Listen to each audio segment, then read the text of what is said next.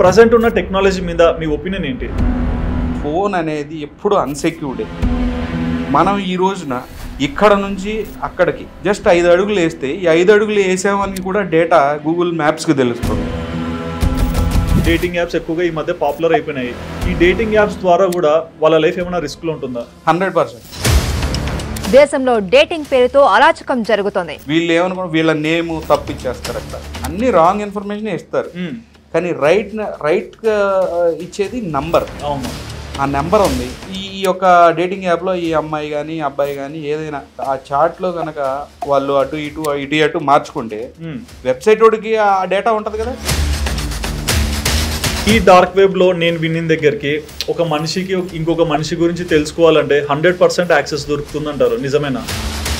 తెలియకుండానే మన డేటాని చాలా చోట్ల ఇస్తూ ఉంటాం. ఎగ్జాంపుల్, జొమాటో యాప్ యూజ్ చేస్తున్నాం. ఈరోజు బిర్యానీ ఆర్డర్ పెడతారు, రేపొద్దున చిల్లీ చికెన్ ఆర్డర్ పెడతారు, మీరు మీ ఇంటి లొకేషన్ ఇస్తారు. ఫర్ అన్ ఎగ్జాంపుల్, ఈ హైటెక్ సిటీ ఏరియాలో ఏదన్నా ఒక పెట్రోల్ పంప్లో మన యొక్క కార్డ్ డీటెయిల్స్ని ఎవడో స్కాన్ చేస్తూ ఉంటాడు. బేసిక్గా పెట్రోల్ పంప్కి వచ్చేది ఎవరు సార్? కార్లు బండ్లు ఉండే వాళ్ళు మ్యాక్సిమం. ఎగ్జాక్ట్లీ. ఇక్కడ direct classification middle class and rich people, వీళ్ళే వచ్చేది పెట్రోల్ పంప్కి. ఇప్పుడు మీకు చూసినట్టయితే దాంట్లో 10 కోట్ల మంది డేటా ఉంది. 300 హాస్పిటల్స్ అని రాశారు.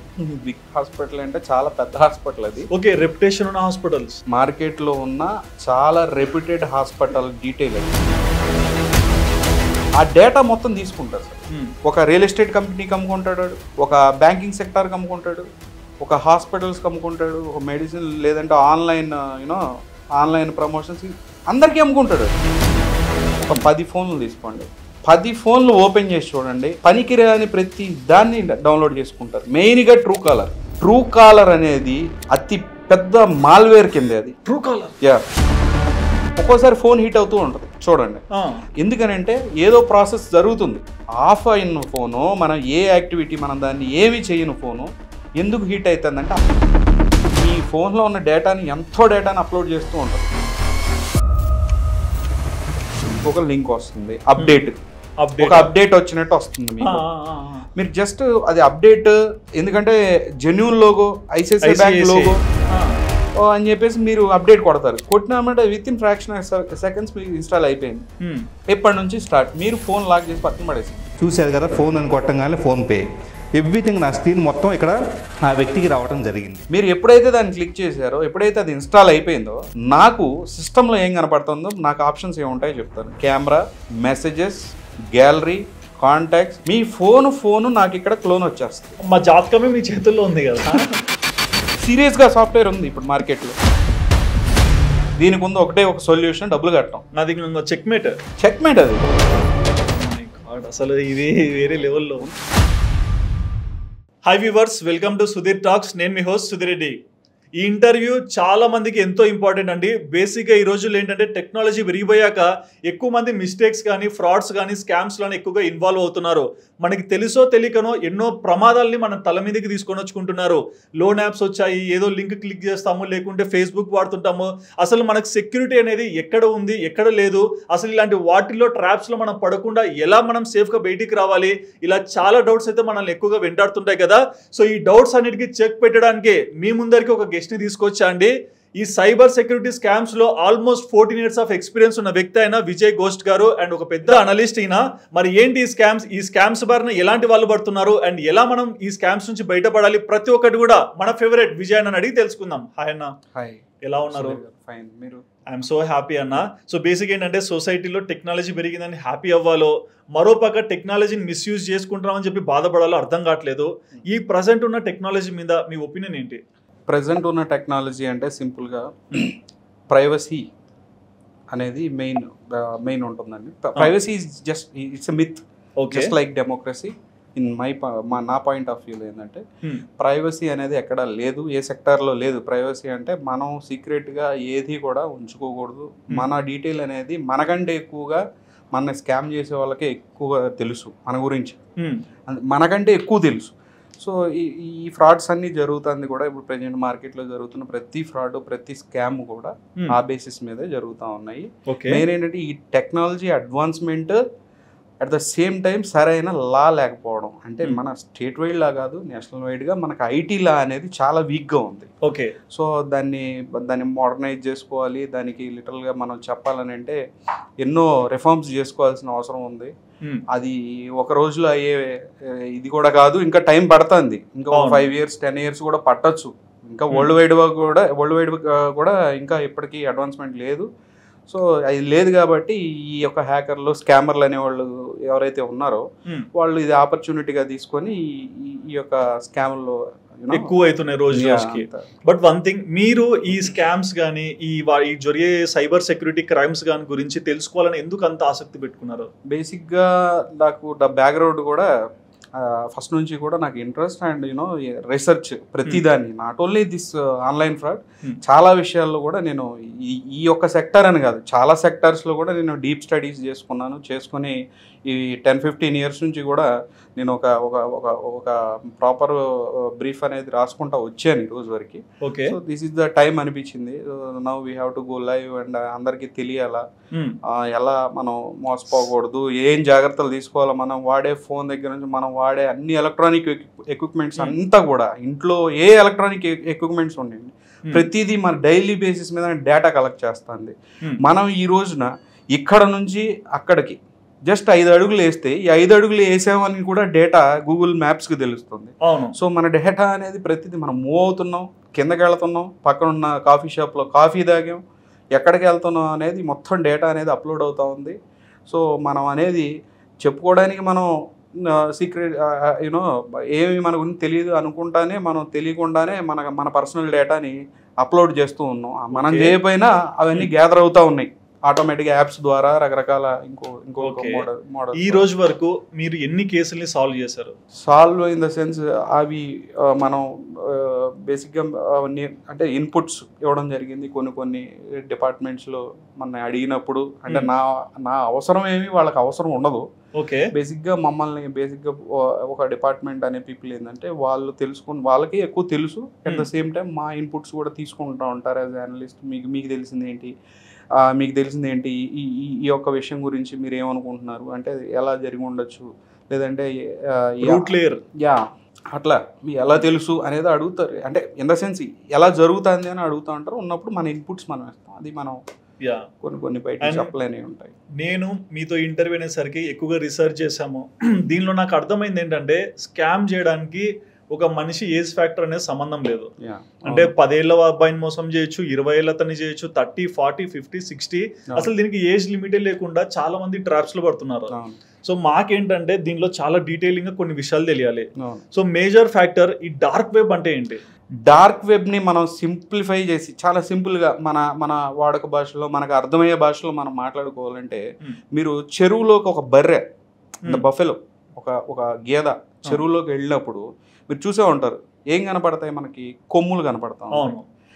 బయట ఏది ఒడ్డు మీద ఉండి చూసేవాడికి మనకి ఆ కొమ్ములు, ఆ తల కొంచెం భాగం ఏదైతే కనిపిస్తుందో దాన్ని మనం క్లియర్ వెబ్ అంటాం. క్లియర్ వెబ్ అంటే మన ఫోన్లో మనం గూగుల్లో ఏదైనా కొడితే అది కనపడతా ఉంటాయి, ఏమన్నా దగ్గరలో నియర్ బై కనపడుతుంటాయి. మన కంట్రీ, మనం ఉండే దేశం బట్టి మన దగ్గరలో ఏమున్నాయి అనేది అదొక అడ్వర్టైజ్మెంట్, అదొక search engine. At the same time మనకి యూస్ఫుల్ ఒక టూల్ అనమాట. ఓకే. ఆ కనపడని బఫెలో ఏదైతే ఉందో నీళ్ళ లోపల చాలా ఉంటుంది కదా, దాన్ని డార్క్ వెబ్ అంటారు. సింపుల్గా చెప్పాలంటే, ఒక సింపుల్ భాషలో చెప్పాలంటే, ఈ డార్క్ వెబ్ అనేది ఏంటంటే బేసిక్గా మీరు ఇప్పుడు ఒక కంప్యూటర్ తీసుకోండి, మీ ఫోన్లో రీసైకిల్ బిన్ తీసుకోండి. ఓకే. మనం ఏదైనా ఒకటి డిలీట్ చేస్తూ ఉన్నప్పుడు ఆ రీసైకిల్ బిన్ అంటే మనం ఆ డిలీట్ చేసిందంతా కూడా మన ఫోన్ డేటా కంటే ఆ డేటా ఎక్కువైపోద్ది వన్ ఫైన్ డే. అలానే ఈ క్లియర్ వెబ్ అంటే రోజు మనం వాడే యూట్యూబ్, ఇంటర్నెట్, వాటెవర్ ఇది సెర్చ్ ఇంజిన్స్, వీటిల్లో ఏవైతే మనకి అందుబాటులో ఉండకూడదు, ఏవైతే బ్రాండ్ అంటే చాలా వస్తాయి, దానిలో డ్రగ్స్, వెపన్స్ అని చెప్పి అమ్మేవాళ్ళు ఉంటారు, ఇవంతా కూడా వీళ్ళందరినీ బ్యాన్ చేస్తుంది. అంటే ఆ గూగుల్ సెర్చ్ ఇంజిన్లో వాళ్ళని రానియకుండా చేస్తుంది అనమాట. చేసినప్పుడు వాళ్ళందరూ కలిసి ఏమవుతుందంటే ఒక సిండికేట్ అయిపోయింది. సింపుల్గా చెప్పాలంటే ఒక ఆ చెప్పిన బర్రె ఆ ఏరియా ఫామ్ అయిపోయింది. దానికంటూ ఒక నేమ్, దాన్ని డార్క్ వెబ్ అంటారు. డార్క్ వెబ్లో పూర్తిగా కూడా ఇల్లీగల్ 99.99% మొత్తం కూడా ఇల్లీగల్ స్టఫ్ ఉంటుంది. ఓకే. అంటే ఈ డార్క్ వెబ్ లో మేము విన్నాం, రీసెంట్ గా కొన్ని ఇంటర్వ్యూస్ లో కూడా చూసాము, ప్రతి ఒక్కరి డేటా కూడా ఉంటుందంటారు. డేటా ఉంటుంది, హ్యాకింగ్ సర్వీసెస్ ఉంటాయి. బేసిక్గా రెడ్ రూమ్స్ అంటారు, కానీ రెడ్ రూమ్స్ దట్స్ మిత్. అంటే ఒక రెడ్ రూమ్స్ అనేది ఏంటంటే సింపుల్గా చెప్పాలంటే అది లైక్ చేతబడిలాగా అనమాట.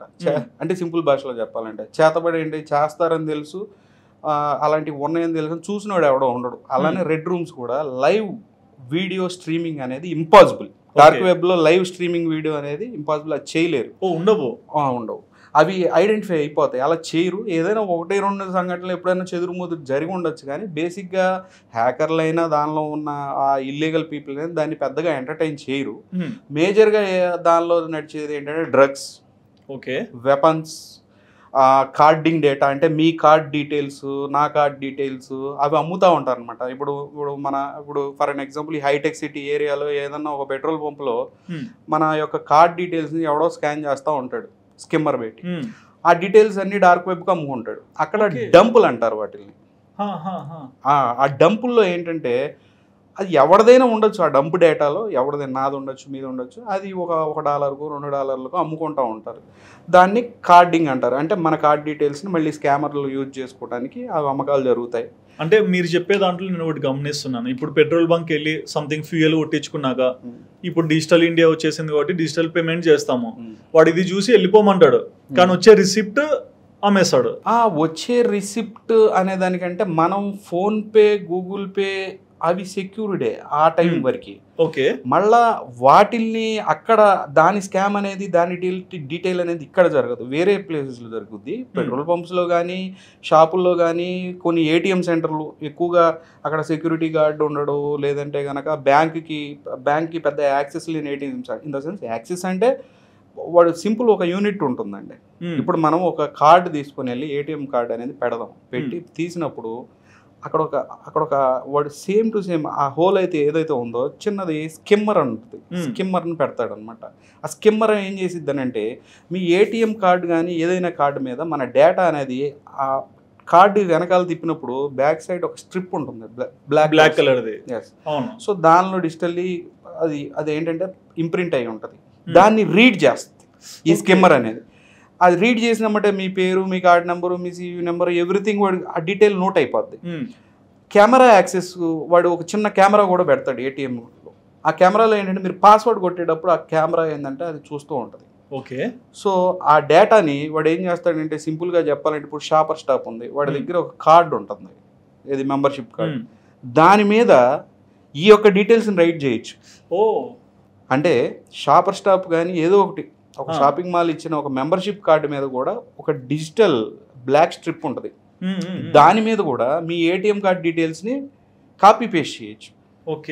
సో వాడికి పిన్ తెలుసు, మీకు సంబంధించిన కార్డ్ని క్లోన్ చేస్తాడు, తర్వాత వాడు ప్రశాంతంగా ఏటీఎంకి వెళ్తాడు, మీ పిన్ ఆల్రెడీ వీడియోలో ఉంటుంది కాబట్టి అది కొడతాడు, విత్డ్రాల్ చేస్తాడు. ఇప్పుడు మీరు చెప్తుంటే నాకు స్ట్రైక్ అయింది, కేఎఫ్సీస్లో కూడా కేఎఫ్సీ కార్డ్ లా వస్తాయి, ఏటీఎం కార్డ్ లాగా. సో అక్కడ కూడా కేఎఫ్సీ కార్డ్తోనే కూడా పే చేస్తారు, వ్యాలెట్ కార్డ్స్ ఇట్లా. సో ఇట్లాంటివి కూడా అన్ని మిక్స్ అయ్యవచ్చా? అంటే ఆ కార్డ్స్ని యూజ్ చేసుకోవచ్చు అని అంటాను. అదే ఆ కార్డుల్ని కేఎఫ్సీ డేటా ఉంటుంది, అది ఏంటంటే ఒక స్ట్రిప్ అంతే. ఇప్పుడు బేసిక్గా ఏంటంటే ఒక క్యాసెట్, ఆ క్యాసెట్లో మనం ఏ సాంగ్స్ అయినా, డివోషనల్ సాంగ్స్ అయినా రికార్డ్ చేయొచ్చు, ఏదైనా రికార్డ్ చేయొచ్చు. మన రికార్డ్ని అది ఇంప్రింట్ చేసుకుని ప్లే చేసిద్ది. అంటే ఐ మీన్ ఆ క్యాసెట్ లాగా అనమాట. ఈ కార్డు, ఏటీఎం కార్డ్ని క్లాసిఫై చేయాలంటే ఒక ఏటీఎం కార్డ్ని ఒక క్యాసెట్ అనుకోవచ్చు, దానిలో మనం ఏం రాస్తే అది ప్లే అయ్యింది సింపుల్గా మనం చేసినప్పుడు. బట్ ఈ డార్క్ వెబ్లో నేను విన్న దగ్గరికి ఒక మనిషికి ఇంకొక మనిషి గురించి తెలుసుకోవాలంటే 100% యాక్సెస్ దొరుకుతుందంటారు, నిజమేనా? ద సర్వీసెస్ ఉంటాయి. బేసిక్గా ఏంటంటే హ్యాకింగ్ సర్వీసెస్ ఉంటాయి. హ్యాకింగ్ సర్వీసెస్లో కూడా సోషల్ మీడియా హ్యాకింగ్ అని ఉంటుంది, సరే కస్టమైజ్డ్ హ్యాకింగ్ అని ఉంటుంది, టార్గెటింగ్ హ్యాకింగ్ ఉంటాయి. అంటే మనం పే చేసే హ్యాకర్ కొన్ని సర్వీసెస్ ఇస్తాడు. ఫస్ట్ సోషల్ మీడియా హ్యాకింగ్ ఉంటుంది. వాడు సోషల్ మీడియా హ్యాకర్ వాడు నాది ఒక $200, $300 అంటే దాదాపుగా 16,000 లేదంటే ఒక 20,000 ఏదో ఛార్జ్ చేస్తాడు. బేసిక్గా ఈ యాడ్లో 99% స్కామ్సే ఉంటాయి. బేసిక్గా అంతా స్కామర్సే ఉంటారు ఎక్కువగా. బట్ ఆ డబ్బులు పే చేసినప్పుడు వాడు ఏం చేస్తాడంటే, మీరు ఒక వ్యక్తిది ఇన్ఫర్మేషన్ వాడికి ఇస్తారు. అంటే ఇదిగో ఈ ఫేస్బుక్ని హ్యాక్ చేయాలి, ఇన్స్టాగ్రామ్ని హ్యాక్ చేయాలని ఇచ్చినప్పుడు వాడు ఆ హ్యాక్ చేసి ఆ లోపల ఏం జరుగుతుంది అంటే ఆ చార్ట్లో ఏం జరుగుతున్నాయి అనేది వాడు ఇన్ఫర్మేషన్ ప్రొవైడ్ చేస్తాడు. అలానే కంపెనీస్ ఈ కంపెనీ డేటా కావాలి, లేదంటే ఈ కంపెనీని ఎవడో శత్రువు ఉంటాడు వాడి వెబ్సైట్ని హ్యాక్ చేయాలంటే వాళ్ళు పేమెంట్ చేస్తే అట్లా బ్లాక్ వాటిని డిస్టర్బ్ చేస్తారు. అంటే ఇప్పుడు నా క్వశ్చన్లు ఇదే అన్న, అంటే నేను ఎక్కువగా గూగుల్లో సెర్చ్ చేసినా సరే ఈ డార్క్ వెబ్ గురించి తెలుసుకున్నప్పుడు, ఇప్పుడు సపోజ్ మీరే ఉన్నారు, నా గురించి తెలుసుకోవాలనుకుంటే నేను ఏం తింటాను, ఎక్కడ పడుకుంటాను, ఎక్కడికి వెళ్తాను, నాకు ఏం ఇష్యూస్ ఉన్నాయి, ఇవి కూడా తెలుసుకోవచ్చు అంటారు. ఎలా? డేటా డంప్స్ అవి. ఓకే, డేటా డంప్స్ అంటే బేసిక్గా మనము తెలియకుండానే మన డేటాని చాలా చోట్ల ఇస్తూ ఉంటాం. ఎగ్జాంపుల్? ఫర్ అన్ ఎగ్జాంపుల్ మనం ఇప్పుడు బేసిక్గా చెప్పాలంటే మన ఈమెయిల్ ఐడికి మన పాస్వర్డ్ ఏంటి ఒకటి ఉంటుంది. అదే ప్లేస్లో ఈ రోజుల్లో ఏదైనా మనం ఒక యాప్ డౌన్లోడ్ చేసినా, ఏదైనా వెబ్సైట్ వచ్చినా, ఏదైనా రిజిస్టర్ అవుదాం అనుకుంటే ఈమెయిల్ ఐడి తీస్తాం, పాస్వర్డ్ సేమే. కొంతమంది రిపీటెడ్గా అదే పాస్వర్డ్ వాడతారు. అదే కొంతమంది కాదు, 99%. ఎందుకంటే ఒక్కొక్క వెబ్సైట్కి ఒక్కొక్క పాస్వర్డ్ పెట్టుకుంటా వెళ్తే మనకు గుర్తుండదు. అందుకని మనం సేమ్ పాస్వర్డ్ని అన్ని చోట్ల వాడుతూ ఉంటాం. సో ఎక్కడో ఒకక్కడ నుంచి ఫర్ అన్ ఎగ్జాంపుల్ మన గురించి మీరు అడిగిన క్వశ్చన్ ఏంటంటే, మన గురించి డార్క్ నెట్లో, డీప్ వెబ్లో మన డేటా ఎలా ఉంటుంది, మన డేటా అనేది ఎన్నో విధాలుగా వెళ్ళింది. మనం for an example Zomato app use చేస్తున్నాం. ఇప్పుడు నా దగ్గర ఉన్న లిస్ట్ మీకు సబ్మిట్ చేసిన ఆ రిపోర్ట్స్ ప్రకారం ఏంటంటే జొమాటో 2022 డేటా వరకు ఉంది. అంటే 2022 వరకు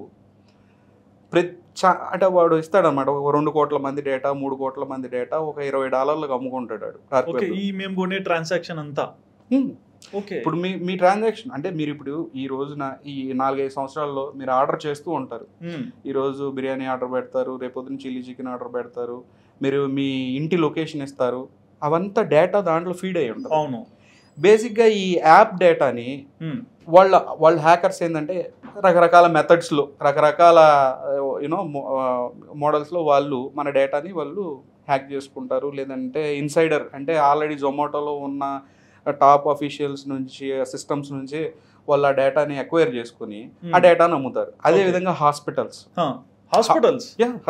ఇప్పుడు మీకు చూసినట్టయితే దాంట్లో 10 కోట్ల మంది డేటా ఉంది. 300 హాస్పిటల్స్ అని రాశారు. బిగ్ హాస్పిటల్ అంటే చాలా పెద్ద హాస్పిటల్ అది. ఓకే, రెప్యుటేషన్ ఉన్న హాస్పిటల్స్, చాలా రెప్యూటెడ్ హాస్పిటల్. ఓకే, మార్కెట్ లో ఉన్న చాలా రెప్యూటెడ్ హాస్పిటల్ డీటెయిల్ అది నేను ఇచ్చింది. సో దానిలో వచ్చేసి 10 crores 9,98,00,000 ఆ డేటా, అంటే 9 కోట్ల అంటే 10 కోట్లు అనుకోండి, 10 కోట్ల మంది పేషెంట్స్ డేటా. దాంట్లో మీకు చూసినట్టయితే వాళ్ళ కార్డ్ డీటెయిల్స్ ఉండొచ్చు, అంటే పేమెంట్ చేసినప్పుడు ఆ కార్డ్ డీటెయిల్స్ కానీ, లేదంటే వాళ్ళ ఫైనాన్షియల్ డేటా కానీ, అంటే ఆక్యుపేషన్ కానీ, వాళ్ళ అడ్రస్లు, వాళ్ళు రాసిన మెడిసిన్స్, వాళ్ళకు ఉన్న డిసీజెస్, వాళ్ళు వాడే మెడికేషన్స్, ఎవ్రీథింగ్ ఉంటాయి. ఆ డేటా అనేది ఎవ్రీథింగ్ ఇప్పుడు ఆ యొక్క హాస్పిటల్ డేటాలో ఉంటుంది. బట్ ఆ డేటా బయటికి ఎలా వెళ్తుంది? బయటికి చాలా మెథడ్స్లో వెళ్తుందండి. బేసిక్గా ఆ సర్వర్స్ని హ్యాక్ చేస్తారు. చేసినప్పుడు ఆ డేటా వీళ్ళే కాదు సార్, వీళ్ళు ఇంకా చిన్నాళ్ళు. ఒక హాస్పిటల్ ఎంత పెద్ద ఇన్స్టిట్యూషన్ అయినా, ఎంత పెద్ద రెప్యూటెడ్ ఆర్గనైజేషన్ అయినా, అమెరికన్ సిఐఏ, ఈవెన్ ఇరాక్లో మీరు చూసినట్టయితే బలగాల మోహరింపు అంటారు. మనం బేసిక్గా ఏంటంటే ట్రూప్ మూవ్మెంట్స్ డేటా కూడా మీకు ఆన్లైన్లో అవైలబుల్ ఉంటుంది. హ్యాకర్కి ఎప్పుడో పెద్దడు కాదు, హ్యాకర్కి అందరూ చిన్నాళ్ళే. హ్యాకర్ నాసానే వెబ్సైట్ని హ్యాక్ చేశారు, సిఐఏ వెబ్సైట్ని హ్యాక్ చేశారు. సింపుల్, అది హాస్పిటల్ వెబ్సైట్ని హ్యాక్ చేయడం పెద్ద విషయం కాదు. వాళ్ళు చాలా మోడల్స్ ఉంటాయి దానిలో చేయడం అనేది, చాలా ప్రాపర్గా చేస్తారు. ఎందుకంటే వాల్యుబుల్ డంప్ అది హాస్పిటల్ డేటా అనేది. సో నెక్స్ట్ వచ్చేసి ఇంకా ఎయిర్లైన్ డేటా ఉంది. ఇప్పుడు ఎయిర్ ఏషియాది కూడా మీకు ఇచ్చాను. బోర్డింగ్ పాస్ అన్నారు కదా, బోర్డింగ్ పాస్ అది మాన్యువల్ గా జరిగేది. బేసిక్గా ఏంటంటే మన బోర్డింగ్ పాస్ లో కూడా మన డీటెయిల్స్ ఉంటాయి. బేసిక్గా మన ఫ్లైట్ ఎక్కేటప్పుడు ఆ బోర్డింగ్ పాస్ లోనే మన కార్డ్ డీటెయిల్స్, మన నేము, మన ఎవ్రీ డీటెయిల్ ఉంటుంది. చాలా మంది ఏంటంటే అలా చింపి అలా బారేస్తారు కొంచెం ఊరికే, లేదంటే అలానే డస్ట్బిన్ లో పడేస్తారు. ఆ డస్ట్బిన్ లో పడిన బోర్డింగ్ పాస్ తో కూడా ఎంతో డేటా ఎక్వైర్ చేయొచ్చు.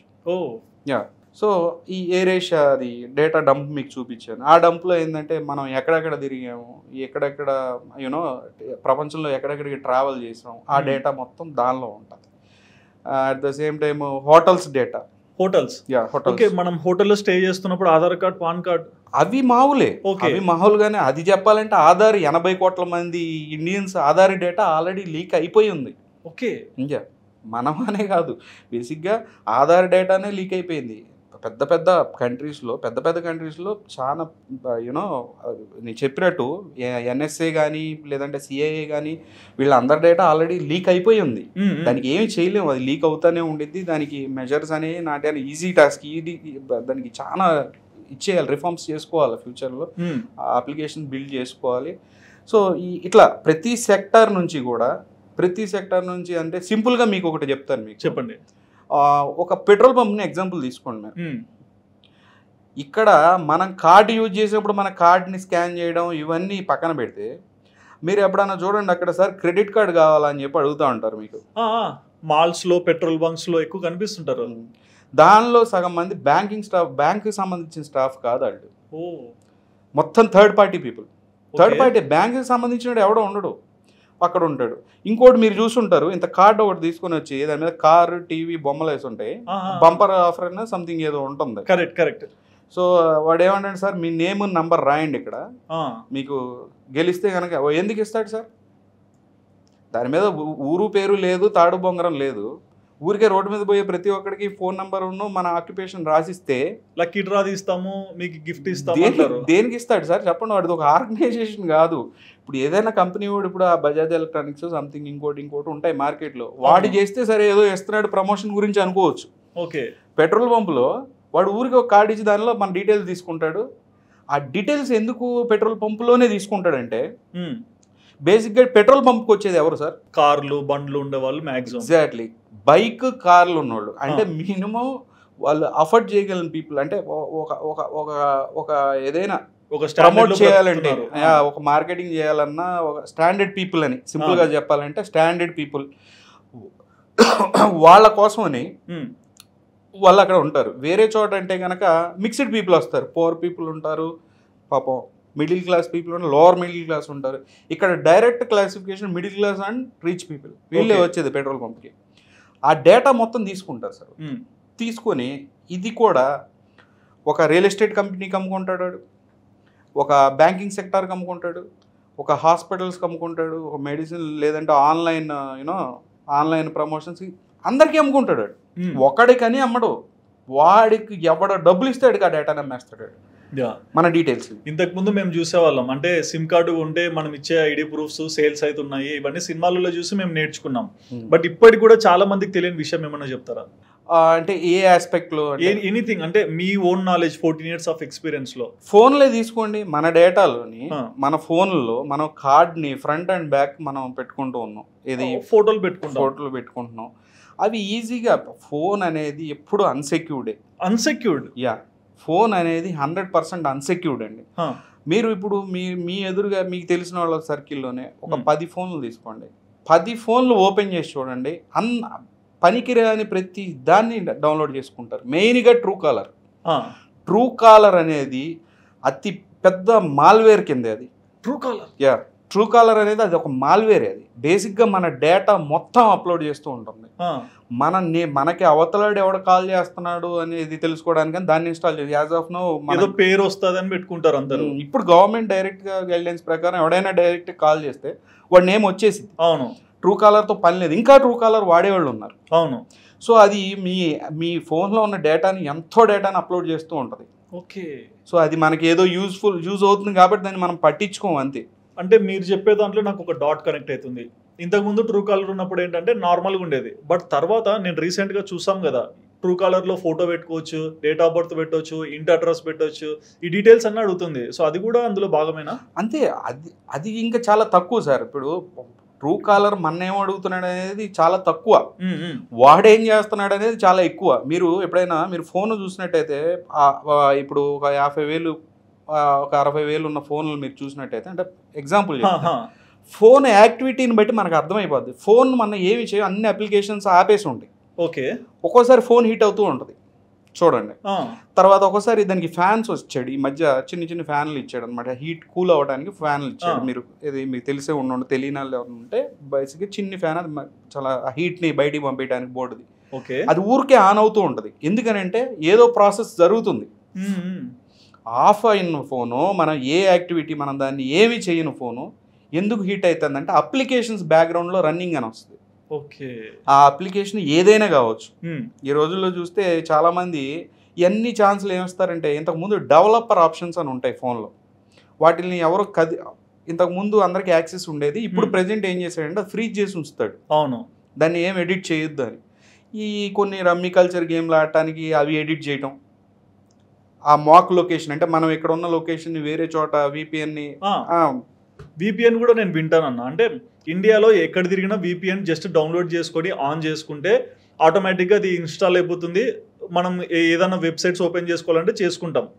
కానీ ఇదే విపిఎన్ వేరే కంట్రీస్కి వెళ్ళినప్పుడు ఏంటంటే ఆ వెబ్సైట్స్ అవి ఓపెన్ కావు. విపిఎన్ కొనుక్కుంటారు కొంతమంది, లైక్ పర్ వీక్ 100 ఒక 500 రూపీస్ 600 రూపీస్ ఇట్లా పెట్టుకుని. బట్ విపిఎన్ సెక్యూర్డా కాదా? విపిఎన్ సెక్యూర్డా కాదా అని అంటే దీనిలో 3 స్టేజెస్ ఉన్నాయి. ఫస్ట్ విపిఎన్ వచ్చేసి డేటా లీకేజెస్ ఉంటాయి, ఫ్రీగా దొరికేవి. డేటా లీకేజ్ అంటే ఏదో ఒక టైంలో మన లొకేషన్ అనేది తెలుస్తుంది. అంటే బేసిక్గా మీరు ఆ రమ్మీ కల్చర్ సంథింగ్ ఉన్నాయి కదా మార్కెట్లో, వాళ్ళకి తెలుసు మనం ఎక్కడి నుంచి గేమ్ ఆడుతున్నాం అనేది వాళ్ళకి తెలుసు. బట్ ఏందనంటే వాళ్ళు కామ్గా ఉంటారు. మమా అనిపించడానికి రన్ చేసే విపిఎన్స్ ఉంటాయి. కొన్ని టాప్ మోస్ట్ విపిఎన్స్ ఉంటాయి. నాడ్ విపిఎన్ అవన్నీ పెద్దది. మీకు ఆ డేటా లీక్ అయింది చూపించాను కదా, నాడ్ విపిఎన్ కొన్ని కోట్ల మంది డేటా ఉంది అది దగ్గర. అది కొన్నప్పుడు మనం ఆ కార్డ్ డీటెయిల్స్ ఇస్తాం, ఆ డీటెయిల్స్ లీక్ అవుతాయి, ఆ నేమ్స్ ఇస్తాం, ఆ డేటా లీక్ అయింది. విపిఎన్ అనేది మనవరికి అని అంటే సొసైటీలో rich or poor, intelligent or educated or uneducated వీళ్ళందరినీ వదిలేస్తే ఎన్ఎస్ఏ, అమెరికన్ ఎన్ఎస్ఏకి కానీ మన యూకే ఇంటెలిజెన్స్కి కానీ వాళ్ళకి మనం విపిఎన్ యూజ్ చేసినా కూడా ఆ యాక్సెస్ అనేది వాళ్ళకి ఉంది.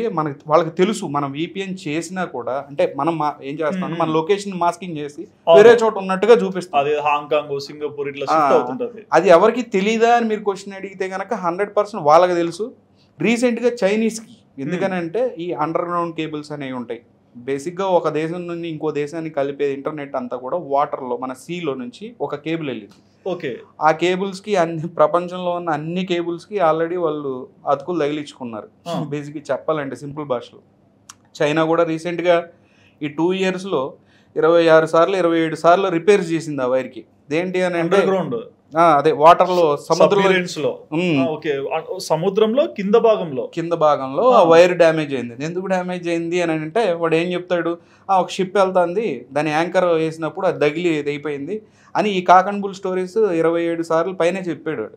బేసిక్గా అది ఏంటంటే తైవాన్ బోర్డర్లో వస్తుంది అనమాట. ఓకే. సో ఈ 3వ కంట్రీ యాక్సెస్ ఉన్న కంట్రీ చైనా. వీళ్ళకి ఏంటంటే లిటరల్గా చెప్పాలంటే ఇంటర్నెట్లో అనేది మనం విపిఎన్ యూజ్ చేసినా, విపిఎన్ యూజ్ చేయకపోయినా, ఏం చేసినా అనేది ఆ కేబుల్స్కి యాక్సెస్ ఉన్నోడికి ప్రపంచం మొత్తం యాక్సెస్ ఉంటుంది. ప్రపంచం మొత్తం. ఎగ్జాక్ట్లీ. సో సీక్రెట్ అనేది ఏమి ఉండదు, ఎవ్రీథింగ్ ఓపెనే. వాళ్ళు ఏమైనా వినగలరు, ఏమైనా చేయగలరు. సో ఈ 3 కంట్రీస్కి మాత్రం, రష్యా గురించి అయితే తెలియదు, ఈ 3 కంట్రీస్కి ఫుల్ యాక్సెస్ ఉంది. బేసిక్గా దాని గురించి 3 కంట్రీస్ ఒకసారి పేర్లు చెప్తారా? US, NSA, US. రెండోది వచ్చేసి యూకే. వాళ్ళిద్దరూ ఫస్ట్ నుంచి కొలాబరేట్ అయ్యి దాదాపుగా 25 ఇయర్స్ బ్యాక్ నుంచే 20 ఇయర్స్ బ్యాక్ నుంచో ఏమన్నా చేస్తున్నారు. ఇది ఆ AT&T మొబైల్లోనే ఆ వైరింగ్ అంతా చేసింది. AT&T యుఎస్ లో సిమ్ ఉంటుంది, అది వాడే ఆ వైరింగ్ చాలా మటుకి కొన్ని దేశాలకు వాడే కనెక్ట్ చేసింది. ఎందుకంటే మనం ఇక్కడ నుంచి వైఫైలు ఏని వైర్లెస్గా చేసినా ఈ ఇంటర్నెట్ అనేది ఏదైనా కూడా ఈ బేసిక్గా వైర్ మోడ్లోనే వెళ్ళిద్ది. ఈ వైర్ అనేది ఆల్రెడీ ఈ సముద్రంలోంచి ఆ కేబుల్స్ వేయడం జరిగింది. వాటి యాక్సెస్ ఆల్రెడీ వాళ్ళకు ఉన్నాయి. ఓకే. అండ్ కొంతమంది ఈ రోజుల్లో ఏమంటారంటే పడుకునే ముందు డేటా ఆఫ్ చేయాలి, ఫోన్ ఫ్లైట్ మోడ్లో పెట్టేసేయాలి, పడుకున్నప్పుడు కూడా ఫోన్ యాక్సెస్ అవుతాయి, ఈ మాట అంటారు. దీనికి ఏమంటారు? అంటే ఫోన్లో మనం అనవసరమైన సాఫ్ట్వేర్స్ లేదంటే ఈ డార్క్ వెబ్లు సెర్చ్ చేయటం, మనకు సంబంధం లేని ఏపీకే ఫైల్స్ డౌన్లోడ్ చేయటం. ఏపీకే అంటే ఏంటంటే గూగుల్ ప్లే స్టోర్ ఉంటుంది. గూగుల్ ప్లే స్టోర్లో వచ్చే మ్యాక్సిమం ఒక 90% అనుకోండి ఆథరైజ్డ్ యాప్స్ ఉంటాయి.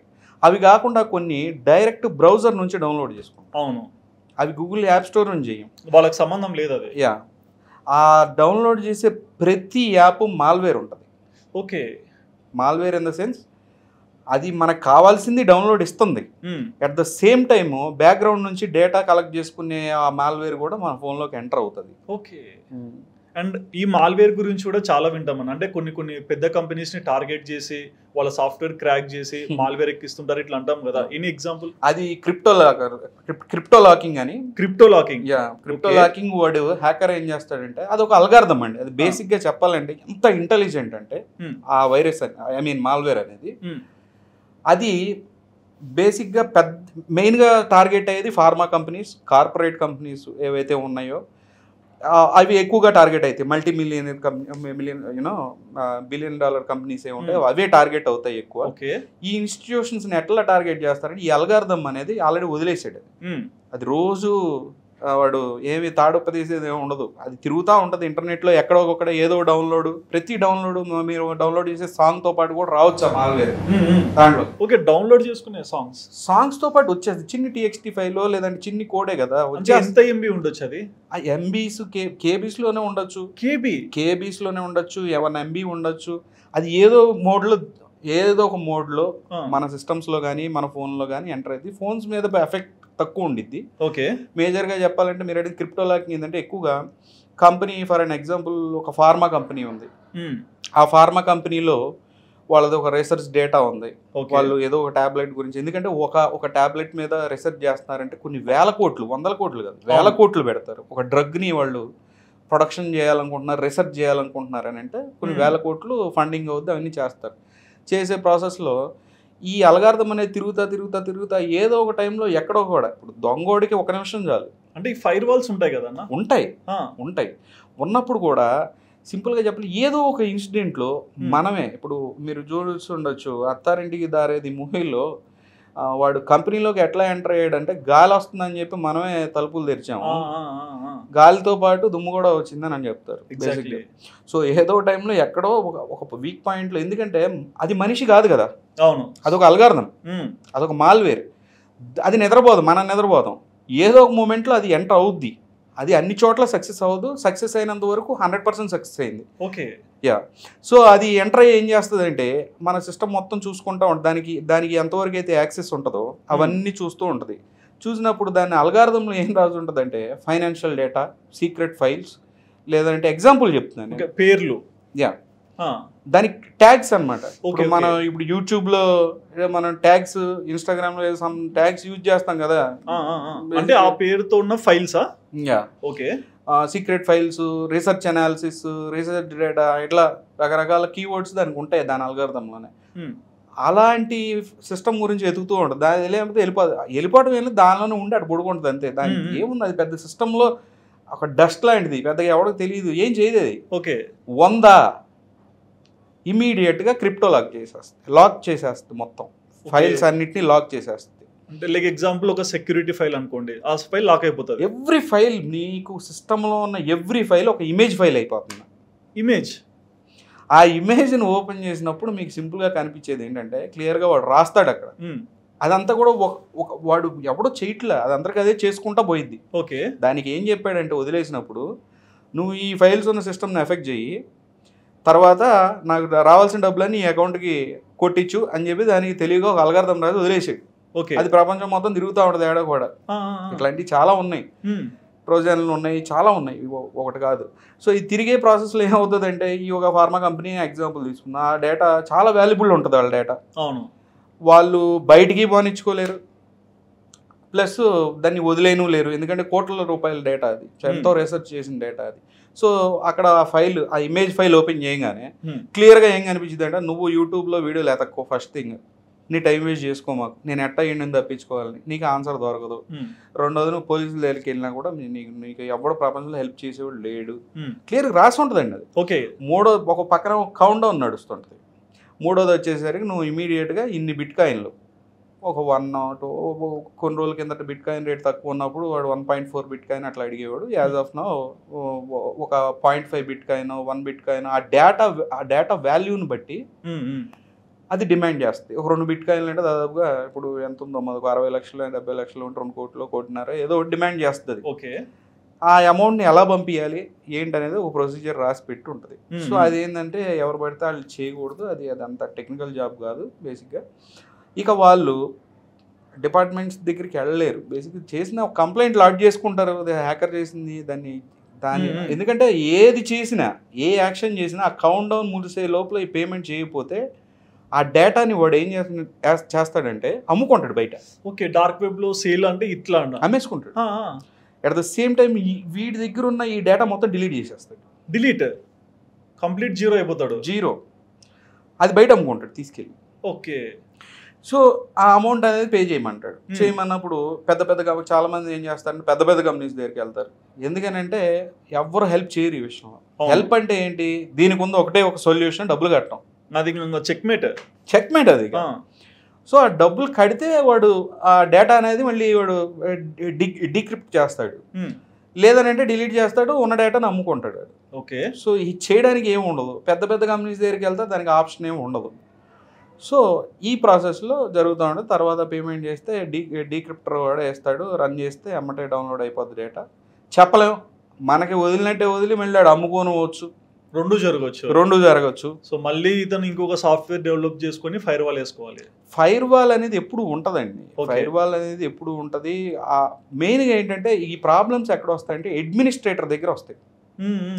నేను సిస్టమ్ అడ్మినిస్ట్రేటర్, నేను ఒక హ్యాకర్ని అనుకోండి. నేను ఏం చేస్తానంటే ఇప్పుడు ఫర్ ఎన్ ఎగ్జాంపుల్ నాకు ఫార్మా కంపెనీ నుంచి నాకు డబ్బు కావాలా, నేనే హ్యాకర్ని అయితే నేను ఒకవేళ ఇన్ కేస్ నీకు కాదు చెప్తున్నాను, అప్పుడు నేను ఏం చేస్తానంటే పర్టికులర్ ఒక ఫార్మా కంపెనీని నేను టార్గెట్ చేయాలన్నప్పుడు వాళ్ళే ఎక్కువ డబ్బు ఇస్తారని నాకు తెలుసు హ్యాకర్కి.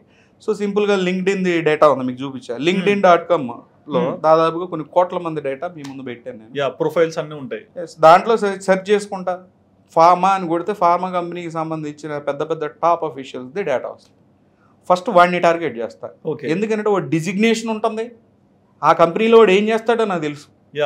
తెలిసినప్పుడు కరెక్ట్గా వాడిని లూప్లో పెడతా. వాడి డేటా మళ్ళీ డంపులు అన్నింటిలో ఎత్తుక్కుంటా. వీడు ఏం చేస్తాడు, పొద్దున్న లేచిన తర్వాత ఏం తింటాడు, జొమాటో నుంచి ఎక్కడికి వెళ్తాడు, ఎయిర్లైన్ డేటా నుంచి, తర్వాత ఇప్పుడు వాట్సాప్ డంపులు లేదా ఇన్స్టాగ్రామ్ డంప్ ఉంటుంది, దాంట్లో మళ్ళీ ఆ పేరుని సెర్చ్ చేస్తే రోజు ఎవరితో చాట్ చేస్తున్నాడు, ఎవరు ఫ్రెండ్స్ ఉన్నారు, దాని డంపు నుంచి మొత్తం ఎవ్రీథింగ్. ట్రూ కాలర్ డేటా తీసి కొట్టి incoming out going call dump అన్నింటిని చెక్ చేసుకుని రిపోర్ట్ తయారు చేయాలి. ఎందుకంటే కొట్టేది కుంభస్థలం కదా. అవును. సో ఈ డేటాల నుంచి ఈ యొక్క పర్టికులర్ వ్యక్తి వీడు ఒక సిస్టమ్ అడ్మిన్నో లేదంటే ఇంకోటి వాడి మీద సామభేద దండోపాయాలు ఏముంటుంది, అష్టదిగ్బంధనం అనుకోండి. ఎగ్జాక్ట్లీ. అష్టదిగ్బంధనం ఏంటంటే వాడి మీద ఎన్ని రకాల ప్రయోగాలు చేయొచ్చు అంటే మీకు చెప్పిన స్కామ్లు అన్నీ చేయొచ్చు. వాటి మీద ఎఫ్బి హనీ పాటింగ్ అన్నీ యూజ్ చేస్తాం. ఒకవేళ నేను హ్యాకర్ అయితే హనీ పాటింగ్ రకరకాలు ఇవన్నీ చేసినప్పుడు ఆటోమేటిక్గా ఏదో దాంట్లో ఇరుక్కుంటాడు. బేసిక్గా దేనిలో ఇరుక్కపోయినా హనీ పాటింగ్ అమ్మాయి విషయంలో ఇరుక్కుంటారు. ఓకే. దాన్ని చూపించేవాడు బెదరేస్తాడు. ఒరే బాబు నాకు ఈ సిస్టమ్కి పలానా యాక్సెస్ కావాలని ఏదో విధంగా చెప్తాడు. వాడు సచ్చినట్టు చేయాల్సిందే. ఓకే. మ్యాక్సిమం డేటా లీక్స్లో ఇన్సైడర్ జాబ్స్ అనేది కూడా, ఇన్సైడర్ జాబ్ అంటే ఆల్రెడీ ఆ ఆర్గనైజేషన్లో ఉండేవాడి తప్పు 50% లేకపోలేదని చెప్పలేం. ఒక 50% హ్యాక్ చేసి కొట్టినా ఒక్కొక్క చోట కొన్ని డంపులకి ఏంటంటే ఇన్సైడర్ జాబ్స్ ఇలా ఉండొచ్చు. రెండోది చెప్పాలంటే చీప్ యూనో ఇప్పుడు అందరం కంప్యూటర్స్ వాడుతున్నాం బేసిక్గా మార్కెట్లో. అందరం అన్ని డిపార్ట్మెంట్స్ వాడుతున్నాయి మార్కెట్లో. ఓకే. దానిలో ఏదన్నా హార్డ్వేర్ కావాల్సి వస్తే ఆథరైజ్ డీలర్ దగ్గరికి మనం వెళ్ళాం. బయట చైనా నుంచి మేక్ అయినాయి లేదంటే ఇంకో అంటే బయట నుంచి ఇంపోర్ట్ అయిన సెకండ్ హ్యాండ్ మెటీరియల్స్ ఇవి వాడతాం. కొంచెం ప్రైస్ తగ్గుతుందని. దానిలో ఏం మాల్వేర్ ఉందో తెలియదు. ఓకే. ఆథరైజ్డ్ సర్వీస్ షోరూమ్కి వాటి సర్వీసింగ్ పంపకుండా బయటికి పంపితే లేదంటే వీడు తక్కువకి చేస్తాడని పంపితే దానిలో ఏం కాంపోనెంట్స్ చేస్తారో తెలియదు. ఏ కాంపోనెంట్ మన డేటా మొత్తం పైకి పంపుతుందో తెలియదు బేసిక్గా. అంటే ఇంకా ప్రతి దాంట్లో కూడా మనం ఏం సెక్యూర్డ్గా ఉన్నామంటే డౌటే.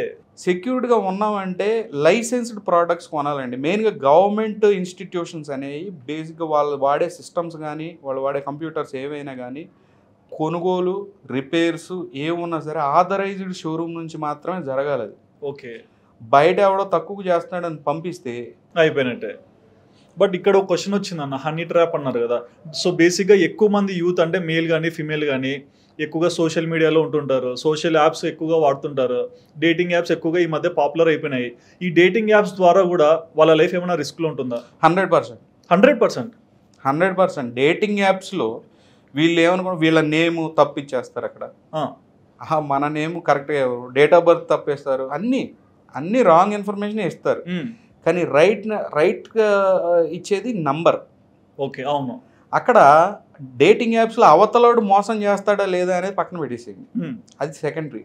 అసలు వెబ్సైట్ వాడే వాచ్ చేస్తున్నాడు కదా చాట్ని. అవును, ఆ నెంబర్ ఉంది.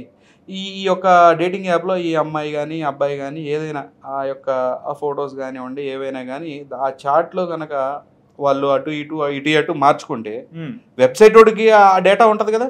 అవును, ఆ డంప్ కూడా వాడు అమ్ముకుంటాడు కదా బయట. డేటింగ్ యాప్స్ అనేవి అవన్నీ ఇల్లీగల్, అవి అట్లా చేయకూడదు బేసిక్గా. అవి కూడా ఇల్లీగల్ ఫామ్స్లోనే ఉంటాయి కాబట్టి వాడు అమ్ముకుంటాడు. ఏముంది, ఆ నంబర్ ఉంటుంది, ఆ అమ్మాయికి ఫోన్ చేసి బెదిరేస్తారు. ఎవరికి చెప్పుకుంటుంది వెళ్ళి. ఫేస్ మార్ఫింగ్ కూడా జరుగుతాయి కదా. Face morphing, voice modulation change చాలా ఉన్నాయి. మీకు అలాంటి సాఫ్ట్వేర్స్ చెప్పాలని అంటే ఫస్ట్ మీకు ఒకటి చెప్తాను. మీకు చెప్పండి, పేరు చెప్పను. ఒక సాఫ్ట్వేర్ ఉంది, బేసిక్గా లైసెన్స్ తీసుకుంటే అది 1 lakh అంటే 80 లక్షల రూపాయలు, అది ఫుల్ లైసెన్స్. లేదు అని అంటే కనుక అంటే చెప్తున్నా, ఉంది, అది అవైలబుల్లో ఉంది, చూసాము ఆ యొక్క సాఫ్ట్వేర్ని. ట్రయల్స్ కూడా మా ఫోన్స్ మీద చేసుకుని చూసాం ఎలా వర్క్ అవుద్దని. ఇట్స్ లైక్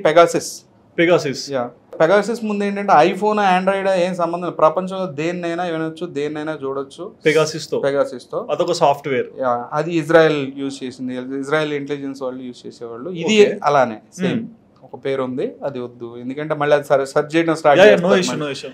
ఈ యొక్క సాఫ్ట్వేర్ చేసేది ఏంటంటే టార్గెట్ అంటే మీరు హెచ్డిఎఫ్సి బ్యాంక్ ఒక app, ICICI bank app, something ఏదో ఒక యాప్ అనేది యూజ్ చేస్తారు. దీనిలో ఇది సింపుల్ మాల్వేర్ అండి, ఇది అంతా డీటెయిల్లోకి వద్దు, పైన చెప్పేస్తాను మీకు సింపుల్గా.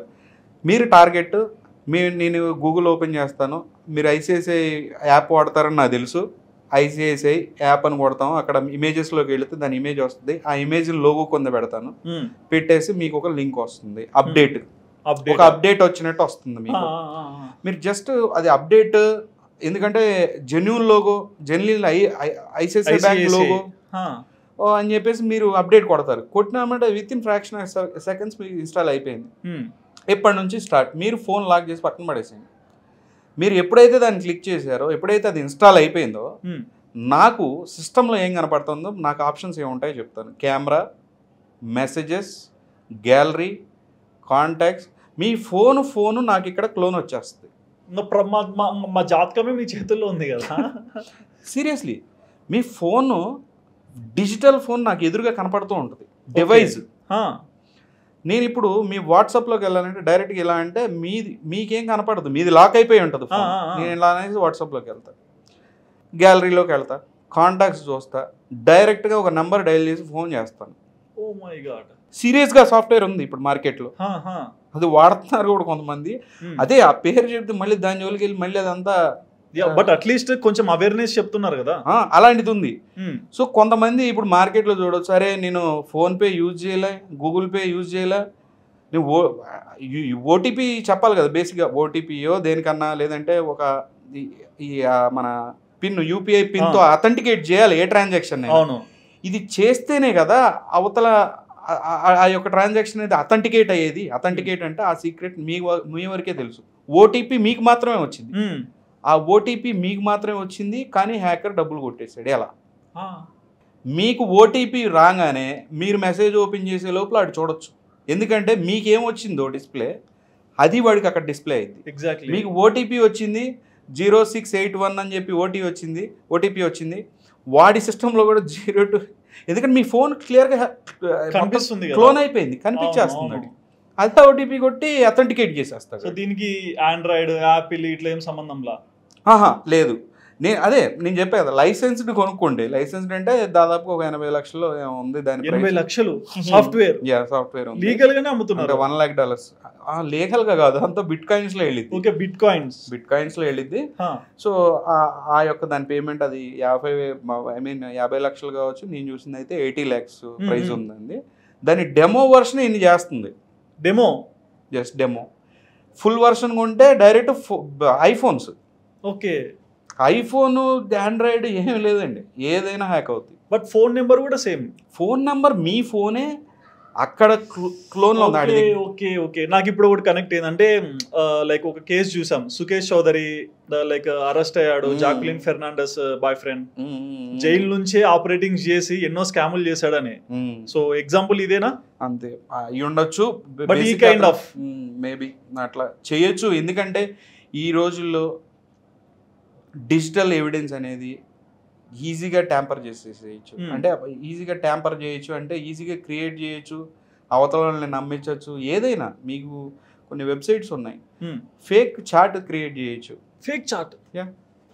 మీది నాది ఒక ఫేక్ చాట్, కానీ వాట్సాప్ చాట్ ఉన్నట్టే ఉంటుంది. నాకు కావాల్సింది మీ నెంబర్ని పెడతాను, టార్గెట్ నెంబర్ ఇది కూడా ఫేక్ చాట్ క్రియేట్ చేయొచ్చు, ఫేక్ ఇన్స్టాగ్రామ్ చాట్ క్రియేట్ చేయొచ్చు, ఫేక్ ఫేస్బుక్ చాట్ క్రియేట్ చేయొచ్చు, ఫేక్ ఇన్వాయిస్లు క్రియేట్ చేయొచ్చు.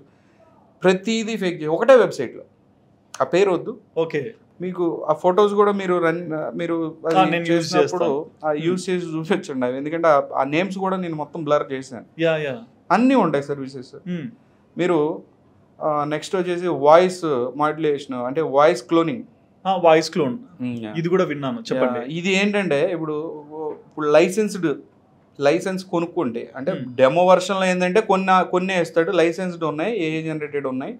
మీ వాయిస్ క్లిప్ ఉంది, ఇప్పుడు మన వీడియో ఉంది, మన వీడియోలో మీరు వాయిస్ మాట్లాడేటప్పుడు మీ క్లిప్ వరకు ఒక 10 సెకండ్లో 15 సెకండ్లో 1 మినిట్ మీ వాయిస్ని తీసుకొని దాంట్లో అప్లోడ్ చేసుకోండి ఆ యొక్క యాప్లో. నాకు కావాల్సిన మటీరియల్ని, నాకు కావాల్సిన దాన్ని ఏమన్నా స్క్రిప్ట్ని నేను రెడీ చేసుకొని ఫైనల్గా ప్రోడక్ట్, అంటే మీ వాయిస్ని నేను క్లిప్ యూట్యూబ్లోనో ఎక్కడో మీ వాయిస్ని తీసుకుని ఒక చిన్న క్లిప్, లేదంటే మీరు ఎక్కడో పాట పాడుతున్నారు, జస్ట్ తీసుకున్న మీ వాయిస్ని తీసుకొని ఆ క్లిప్ని దానిలో జాయిన్ చేసేసి నాకు కావాల్సిన మటీరియల్ నేను ఎలా ఉండాలి, అంటే ఏం మాట్లాడాలి అనేది చెప్పి ఓకే జస్ట్ క్రియేట్ చేస్తే మీ వాయిస్ మాడ్యులేషన్తో మీ గొంతుతో నేను చెప్పేదంతా ఓకే మీరు చెప్పినట్టుగా వస్తుంది. అదొక ఎవిడెన్స్ లాగా కూడా యూజ్ చేయొచ్చు. ఈరోజు చేస్తున్నారు చాలా మంది మార్కెట్లో. నాకు తెలిసి ఒకళ్ళిద్దరు ఆల్రెడీ చేశారు, బ్లాక్ మెయిల్ కూడా చేశారు.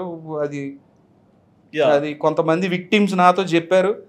అది చాలా సెలబ్రిటీయే చేసాడు, అది ఓ మై గాడ్ చాలా పెద్ద సెలబ్రిటీ చేసాడు ఆ పని అంతవరకు.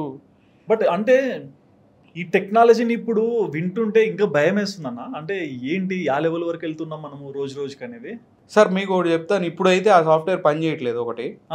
ఇప్పుడు చెప్పినవి కాదు, ఇప్పుడు నేను చెప్పబోయే సాఫ్ట్వేర్ బేసిక్గా ప్రెజెంట్ ఫోన్ ప్రీక్ అని ఒకటి ఉండేది. ఫోన్ ప్రీక్ అందుకేనా నేమ్ చెప్పారు? ఇది పని చేయట్లేదు మార్కెట్లో, అది బ్రేకింగ్ అవ్వట్లేదు.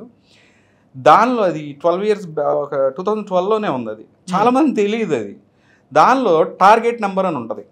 Target number for an example ఒక తీసుకోవచ్చో లేదో ఒక సెలబ్రిటీని సీఎంని అట్లా అనకూడదు, కాకపోతే చెప్తున్నాను బేసిక్గా. ఒక స్టేట్ సీఎం అనుకోండి, ఒక స్టేట్ సీఎం నెంబర్ మనకు తెలుసు, ఎందుకంటే బేసిక్గా సీఎం నెంబర్లు ఏదో విధంగా వస్తాయి తెలుసు, సంథింగ్ ఎట్లనో కూడా తెచ్చుకున్నాం అనుకో. సో టార్గెట్ నెంబర్ వచ్చేసి ఒక ఎంపీకి ఒక మెంబర్ ఆఫ్ పార్లమెంట్ నెంబరు పెట్టాను. ఓకే, ఏది టార్గెట్ నెంబర్లో కాలర్ ఐడి అని ఒక ఆప్షన్ ఉంటుంది. కాలర్ ఐడిలో ఆ ఫోన్ వెళ్ళే వ్యక్తికి ఏ నెంబర్ కనిపించాలి అనేది కూడా ఉంటుంది. అక్కడ సీఎం ఒక చీఫ్ మినిస్టర్ నెంబర్ నేను కొట్టేసి డయల్ చేస్తే డైరెక్ట్గా సీఎం గారి నెంబరు ఎంపీకి డైరెక్ట్ కాల్ డిస్ప్లే అయింది. అంటే మీకు సింపుల్గా చెప్పాలంటే ఇప్పుడు సీఎం మీకు కాల్ చేస్తే ఆయన నెంబర్ ఎట్లా వచ్చింది, అది వాట్సాప్ కాల్ ఇంకోటి ఇది కాదు, డైరెక్ట్ కాల్. ఈ ఫోన్ ఫ్రీక్ సాఫ్ట్వేర్తో డైరెక్ట్ వచ్చింది. ఓకే, సో ఈ మాడ్యులేషన్, వాయిస్ మాడ్యులేషన్ యూజ్ చేసి సేమ్ మాట్లాడొచ్చు ఏదో ఒకటి ఇట్లా అని చెప్పి మీరు ఆలోచించండి. మీ ఇమాజినేషన్ వదిలేస్తే ఏం చేయొచ్చు అని ఏదైనా చెప్పొచ్చు. ఒక ప్రాజెక్ట్ సైన్ చేయించుకోవచ్చు, ఒక కేస్ ఫైల్ మూవ్ చేయించుకోవచ్చు, లేకుంటే డబ్బులు అడిగి బెదిరించుకోవచ్చు, టికెట్ ఇస్తామని చెప్పి ఏదైనా చేయొచ్చు. ఏదైనా కంప్లీట్ బ్లఫ్ ఇది. ఏదైనా బట్ ఇదన్నీ వాళ్ళు తెలుసుకోవాలనే స్టేజ్లో పడినప్పటికీ ఎరేజ్ అయిపోతారు. నాకు కాల్ చేయొద్దనంట. ఇప్పుడు నేను నా స్క్రిప్ట్లో సీఎం ఇలా రాసేసి మీరు మళ్ళీ నేను చెప్పింది ముందు ఇమ్మీడియట్గా చేయండి, తర్వాతే కాల్ చేయండి, అవి పని అయిన తర్వాత అప్పుడు నాకు కాల్ చేయొద్దని చెప్పి స్క్రిప్ట్ రాసి అదే వాయిస్ మాడ్యులేషన్ పెడతాను. ఆయన నెంబరు ఈ నెంబర్కి డైరెక్ట్గా వచ్చిన కాల్ ఆయన వాయిస్ చేసినప్పుడు ఏముంది ఇమ్మీడియట్గా వర్క్ చేసేస్తాం. అంటే టెన్షన్ కదా, స్టేట్ సీఎం ఫోన్ చేసి పని చేయమన్నాడంటే. సో ఏ లెవెల్ ఆఫ్ పీపుల్ కాదు, ఇక్కడ చిన్నవాళ్ళు జాగ్రత్తగా ఉండాలా, లేదంటే మిడిల్ క్లాసులు జాగ్రత్తగా ఉండాలా, రిచ్ పీపుల్ జాగ్రత్తగా ఉండాలా కాదు, లీడర్లు కూడా చాలా జాగ్రత్తగా ఉండాలి. అదే కదా. ఓ మై గాడ్, అసలు ఇది వేరే లెవెల్లో ఉందా సార్? అది ఉంది. బట్ ఇంకా చెప్పండి అన్న, అంటే మీరు చూసిన స్కామ్స్లో కొంచెం అంటే వింటేనే అరే ఇట్లా కూడా చేస్తారని మేము ఫీల్ అయ్యేది. నేను అంత పెద్దవని చాలా జరిగినాయి మార్కెట్లో. జస్ట్ సింపుల్గా మళ్ళీ లోవర్ క్లాస్ పీపుల్కి జరిగే స్కామ్ బేసిక్గా ఓకే ఒక ఇంట్రెస్టింగ్ స్కామ్ చెప్తాను. ఆ స్కామ్లో ఏంటంటే చిల్లంగి, చేతబడి, బాణామతి, నజర్బంద్, లేదంటే రైస్ పుల్లింగ్, జేబీ అని చెప్పి అన్నీ అంటే స్కామ్లు ఫస్ట్ నుంచి ఉన్నాయి. ఓకే, మీకు అర్థమైందా? చేతబడి చేసుకునే వీళ్ళు అందరూ ఏంటంటే ఇప్పుడు ప్రెజెంట్ ఈ ఆన్లైన్ ఫ్రాడ్లోకి వచ్చారు. అవును, సబ్జెక్ట్ ఒకటే, జస్ట్ నేను చెప్తున్నా కదా, మోడర్నైజ్ చేసుకున్నారు అంతే. ఏమని చెప్తారంటే ఒక అకౌంట్లో ఒక 1000 కోట్లు ఉన్నాయి, 500 కోట్లు ఉన్నాయి అని చెప్పేసి ఒక స్టేట్మెంట్ తయారు చేసుకుని తిరుగుతుంటారు వాళ్ళు. తీసుకొని నమ్మిచ్చేది ఎవరినంటే ఊర్లో ఇప్పుడు వాడెళ్ళి 10 మందికి చెప్పాడు అనుకోండి, ఎవడో ఎండవు. ఊర్లో పెద్దని పడతారేమో. ఊర్లో పెద్దలు అంటే ఊర్లో ఒక పాపులర్ పర్సన్కి చెప్తారు ఇది ఈ స్టోరీని. అన్న మనం రూపాయి కూడా పెట్టక్కర్లేదు, ఫస్ట్ మన అకౌంట్కి డబ్బులు వచ్చిన తర్వాతే మనం వాళ్ళకి డబ్బులు ఇచ్చేయాలి. ఇలాంటి స్కామ్స్ చాలామంది ఇప్పుడు ఆల్రెడీ విలేజ్ లెవెల్లో జరుగుతుంది. చేసినప్పుడు ఏమవుతుందంటే అవును మనం డబ్బేం పెట్టక్కర్లేదు కదా అని చెప్పేసి వాళ్ళు ఇన్వాల్వ్ అవుతారు ఫస్ట్. ఇక్కడ జరిగింది ఏంటంటే ఆ యొక్క వ్యక్తిని నమ్మేయడం ఒక్కడనే. అవును, కానీ ఆ వ్యక్తి చేస్తే 1000 మంది మాట వింటారు. వీళ్ళ టార్గెట్ ఇతను కాదు, 1000 మంది. ఆ 1000 మంది ఇతన్ని తీసుకొని ఈ అకౌంట్ స్టేట్మెంట్ చూపిస్తారు. ఆ మనిషి చచ్చిపోయాడు, లేదంటే ఆ కంపెనీ ఎండి చచ్చిపోయాడు, ఇదిగో 500 కోట్లు ఉన్నాయి, 1000 కోట్లు ఉన్నాయి అని చెప్పి చూపిస్తారు. కావాలంటే ఒక బ్యాంక్ మేనేజర్తో కూడా చెబుతారు, డెడ్ అకౌంట్స్ అంటారు. అట్లా అవి రియల్గా కొన్ని ఉంటాయండి. వాటి నుంచి అంత ఈజీ ఏం కాదు, డబ్బులు తీయడం అట్లా అనేది ఈజీ ఏం కాదు. డెడ్ అకౌంట్స్ అనేది కొంత ఆ బ్యాక్గ్రౌండ్లో అది ఎప్పటి నుంచో ఉన్న సబ్జెక్టే తెలిసిన వాళ్ళకైతే. దానిలో డబ్బు ఉండదు, కానీ ఏం చేస్తారంటే దాన్ని అట్లా చూపిస్తారు అనమాట, ఉన్నట్టుగా ఎడిట్ చేసి చూపిస్తారు. ఓకే, చూపించినప్పుడు ఈ ప్రాసెస్లో ఏమవుతుందంటే వీళ్ళు తెలుసుకోవడం పక్కన పెడితే దీని గురించి స్లోగా నమ్మేయడం స్టార్ట్ చేస్తారనమాట. దీనిలో మీకు ఒక స్టోరీ చెప్తాను, సింపుల్ స్టోరీ చెప్తాను. ఒక స్వామీజీ ఉంటాడు. ఆ స్వామీజీ పాతకాలంలో జరిగింది ఏంటంటే, ఆ స్వామీజీ ఏం చెప్తాడంటే, ఇక్కడ లంకి బిందెలు ఉన్నాయి, లంకి బిందెలు బాబు మీరు అసలు రూపాయి కూడా నాకు ఇవ్వద్దు, నేను ఆ లంకి బిందెలను బయటికి తీస్తా, పూజలన్నీ చేస్తాను, తీసిన తర్వాత దొరికిన వజ్రాల్లో నీమంటాడు అంతే. ఫస్ట్ స్టోరీ ఎట్లా స్టార్ట్ అయ్యింది బేసిక్గా స్వామీజీది. స్వామీజీ ఇన్ ద సెన్స్ ఒక పర్సన్, ఏదో అది ఏ రిలీజియన్ సంథింగ్ మేబీ. సో వీళ్ళు ఏంటంటే స్వామీజీ డబ్బులు అడగట్లేదు, సో పాపం జెన్యూన్గానే ఉన్నాడు, ఏదో ఉంటాయి శక్తులని, ఆ నమ్మకాలు ఎంతో కొంత నిజం ఉంటుంది, ఫ్రీగా వజ్రాలు తీసిస్తాను అంటున్నాడు కదా అని చెప్పి తిరుగుతారు. ఆయన రోజు పొద్దున్న సాయం దాకా ఏదో ఒకటి చేస్తుంటాడు యాక్టివిటీ. 4 కొబ్బరికాయలు కొడతాడు, ఈరోజు అమావాస్య అంటాడు, రేపు పౌర్ణం అంటాడు. అతనికి పొద్దున్న సాయంత్రం బ్రెడ్ మేకింగ్ అవుతుంది. అతనికి ఒక రూమ్, హోటల్ రూమ్, కొంచెం ఫుడ్ టైంకి, ఎందుకంటే అతను డైలీ ఆయన యొక్క ఎక్స్పెన్సెస్ బేర్ చేసుకోలేడు. సో ఇలాంటివి తగిలినప్పుడు ఒక 1-2 నెలలు వాయిస్తూ ఉంటాడు అనమాట బేసిక్గా. ఈ ప్రాసెస్లో ఏమైందనంటే స్వామీజీ మొత్తం పూజ ఈ రోజు రాత్రికే తీసేది మనం అంతా అని చెప్పేసి సగం నవ్విచ్చేసి, బాబు జస్ట్ ఇంకా 4 అడుగుల్లో ఉంది, ఇది తీయాలంటే మనం చనిపోతాం, తీస్తే కనుక అర్జెంటుగా ఒక ఏరు ఒకటి ఉంటుంది, ఆ ఏరుని తీసుకురండి అంటాడు. తీస్తే చచ్చిపోతాం అంటాడు. ఉంది, మీరు ఆ ఏరు లేకుండా పూజ చేసి తీస్తే కనుక అది రాదు అని అంటాడు. శాపం వస్తుంది. ఆ శాపమే కదా, అసలు లంకి బిందెలో బయట రావు అని చెప్తాడు స్టోరీ. చెప్పినప్పుడు ఈ ఏరు గురించి ఎదుగుతూ ఉంటారు, అది ఎక్కడ ఉండదు. అయితే అనుకోకుండా స్వామీజీ తరపు నుంచే ఆ ఇన్ఫర్మేషన్ వస్తుంది, పలానా నెల్లూరులో ఆ ఏరు అమ్ముతున్నాడు అంటే తెచ్చుకోరా అని. వీళ్ళందరూ కలిసి వెళ్తారు. వెళ్ళినప్పుడు వాడి దగ్గర ఉండదు ఆ ఏరు. వాడు ఏం చెప్తాడంటే, అన్న మొన్నే 3 lakhsకి అమ్మేశాను నేను ఆ ఏరుని, ముందు చెప్పేది ఉండేదే, నా దగ్గర అయితే లేదన్నా అని అంటారు. వాళ్ళు వెనక్కి వచ్చేస్తారు, స్వామీజీ దొరకలేదని. అరే అట్లా మళ్ళీ స్వామీజీ చూడండి స్టెప్ బై స్టెప్ వెళ్ళిపోతూ ఉంటారు. ఇక్కడ వేరే అరే ఈసారి ఇప్పుడు మీరు అక్కడ ఉండి ఎగ్జాంపుల్ మనం ఏమాలోచించండి, 3 లక్షలు అంటే ఓకే అంటే ఒక ఫిగర్ అనేది వాడికి ఒక ఐడియా వచ్చింది, 3 లక్షలకి ఇన్స్టెంట్గా ఎయిర్ని కొనుక్కొని వెళ్ళారు.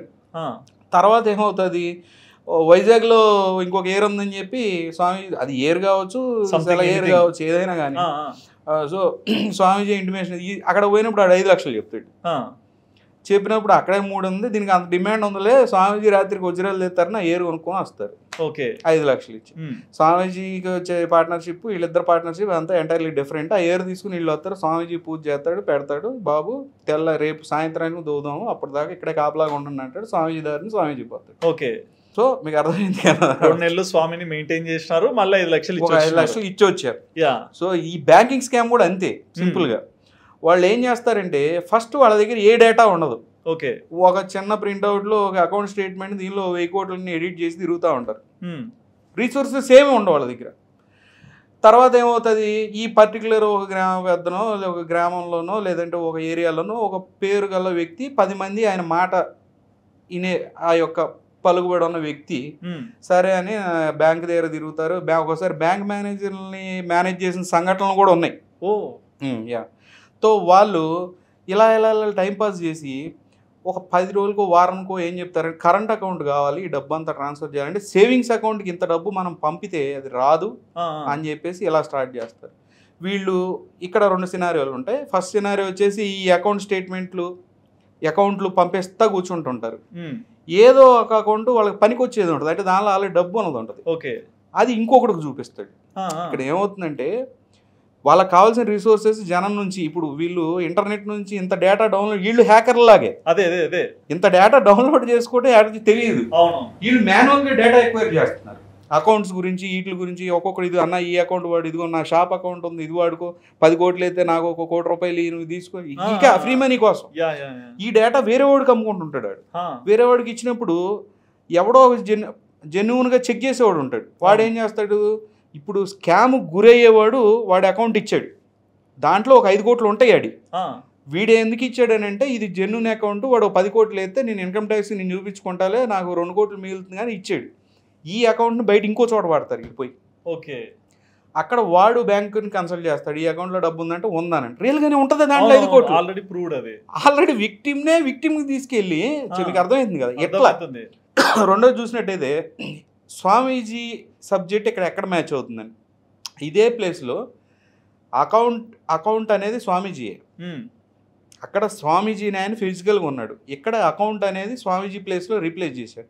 కొన్ని చోట్ల ఏమవుతుందంటే మనం హ్యాక్ చేయాలి, హ్యాకర్ని అర్జెంటుగా ఎతకాలి కొంచెం అని చెప్పి స్టార్ట్ చేస్తారు. చివరాఖరికి వాళ్ళకి హ్యాకర్ దొరకడు, స్కామ్ చేసేవాడే ఆ హ్యాకర్ ఎక్కడ ఉంటాడో చెప్తాడు.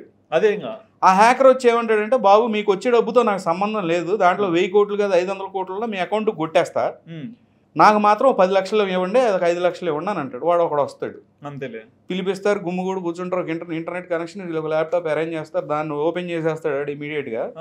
ఇమీడియట్ చేసి జస్ట్ స్క్రిప్ట్ ఎడిట్ చేస్తాడు బ్యాక్గ్రౌండ్లో. అంటే వీళ్ళ బ్యాంక్ అకౌంట్ పేజ్లో స్క్రిప్ట్ వాడి దగ్గర 10 రూపాయలు ఉందనుకోండి బ్యాంక్లో, వాడిది జస్ట్ బ్యాక్గ్రౌండ్లో స్క్రిప్టే కదా, ఏదన్నా కోడేడే కదా. ఆ 10 ప్లేస్లో 10 కోట్లు పెడతాడు అంతే సింపుల్గా. చూసుకోండి మీ అకౌంట్లోకి వచ్చిందా అంటాడు. అది ఒక ఇమేజ్ అంతే, జస్ట్ ఎడిట్ చేసాడు. అది ఇమేజ్ని కాదు, బట్ బ్యాక్గ్రౌండ్లో కోడ్ని ఎడిట్ చేసాడు. చేసి ఆ 10 కోట్లు అటు చూపించేస్తాడు, ఈ 10 లక్షలు 5 లక్షలు తీసుకుని వాడు వెళ్ళిపోతాడు. సేమ్ స్వామీజీ లాగా. అదే copy paste, indirect idea. Interesting case ఇది. చాలా మంది పడతారండి, పడతారు, పడటం ఖాయమే. ఏదో ఒక లెవెల్లో ఎవడో కూడా పడతాడు, పడకుండా ఉండరు, వాళ్ళకి పని అయితే అయింది. ఓకే, కాకపోతే మన ఇచ్చే ఈ అవేర్నెస్ వల్ల షార్ట్ టర్మ్ గెయిన్స్ అనేవి 100% స్కామ్సే. బట్ మొన్న ఒక రీసెంట్ ఇంటర్వ్యూలో నేను విన్నా అన్న, ఈవీఎంస్ కూడా స్కామ్ చేయొచ్చు అని చెప్పాడు. ఇంపాసిబుల్ ఏమండి, హ్యాక్ అని అంటే అవైలబుల్గా ఏది ఉన్నా హ్యాక్ చేయొచ్చు బేసిక్గా. ఈవీఎంస్ అనేవి అవి 1 వే ట్రాఫిక్, అవి నార్మల్ పీపుల్కి అంత యాక్సెస్ ఇవ్వరు, బట్ ఈజీగా ఇవ్వరు. ఆ హ్యాక్ చేయడం అనేది అదొక నిజంగా చెప్పాలంటే బుల్షిట్ అంటారు కదా. అది బేసిక్ గా మాకు ఒక డెమోక్రటిక్ కంట్రీ, ఒక దేశంలో ఒక ఎలక్షన్ జరుగుతుందంటే పక్క దేశాలు మెడలింగ్ కూడా చేస్తాయి. మెడలింగ్ ఇన్ ద సెన్స్ ఒక పార్టీని చేస్తే డౌన్ చేయాలని వస్తే ఒక పార్టీని వాళ్ళకి నచ్చినట్టుగా బిహేవ్. ఏదైనా ఇలాంటి స్కామ్ జరిగితే మనకంటే ముందు వాళ్ళు పబ్లిష్ చేస్తారు, పార్ట్ స్కామ్ అయిపోయింది. మనకంటే ఎక్కువ ఇంటెలిజెన్స్ వాళ్ళకు ఉంటుంది. నేను ఇందాక చెప్పినట్టుగా చాలా వాటికి వాళ్ళకి యాక్సెస్ ఉంటుంది, ఎవరు ఊరుకోరు. ఓకే, ఈవెన్ లీడర్స్ కూడా కొంత అవగాహన ఉంటుంది, ఇంత కామ్గా కూర్చోరు, చాలా పెద్ద ఎడ్యుకేషన్ చేస్తారు. అట్లా 1 సైడెడ్గా ఎలక్షన్లు ఈవీఎంలు పెట్టేయడం అనేది అది పాసిబుల్ కాదు, చేయరు. ఓకే. ఇంకా బ్యాలెట్ ఓటింగ్ లోనే చాలా ప్రాబ్లమ్స్ అవుతుంది. బ్యాలెట్ ఓటింగ్ ఏంటంటే రిగ్గింగ్స్ పేపర్ మార్చేసేయడం. మంది క్రౌడెడ్ కంట్రీ అండి, క్రౌడెడ్ కంట్రీ లిటరల్ గా చెప్పాలంటే 1.4 బిలియన్ పీపుల్, చాలా లార్జెస్ట్ కంట్రీ. ఓకే, ఇంత పెద్ద ఎక్సర్సైజ్ చేయడమే గ్రేట్. ఈ ఎలక్షన్స్ అనే ఎక్సర్సైజ్ చేయడమే ఇంత లెవెల్లో యూనో రిమోటెస్ట్ పార్ట్.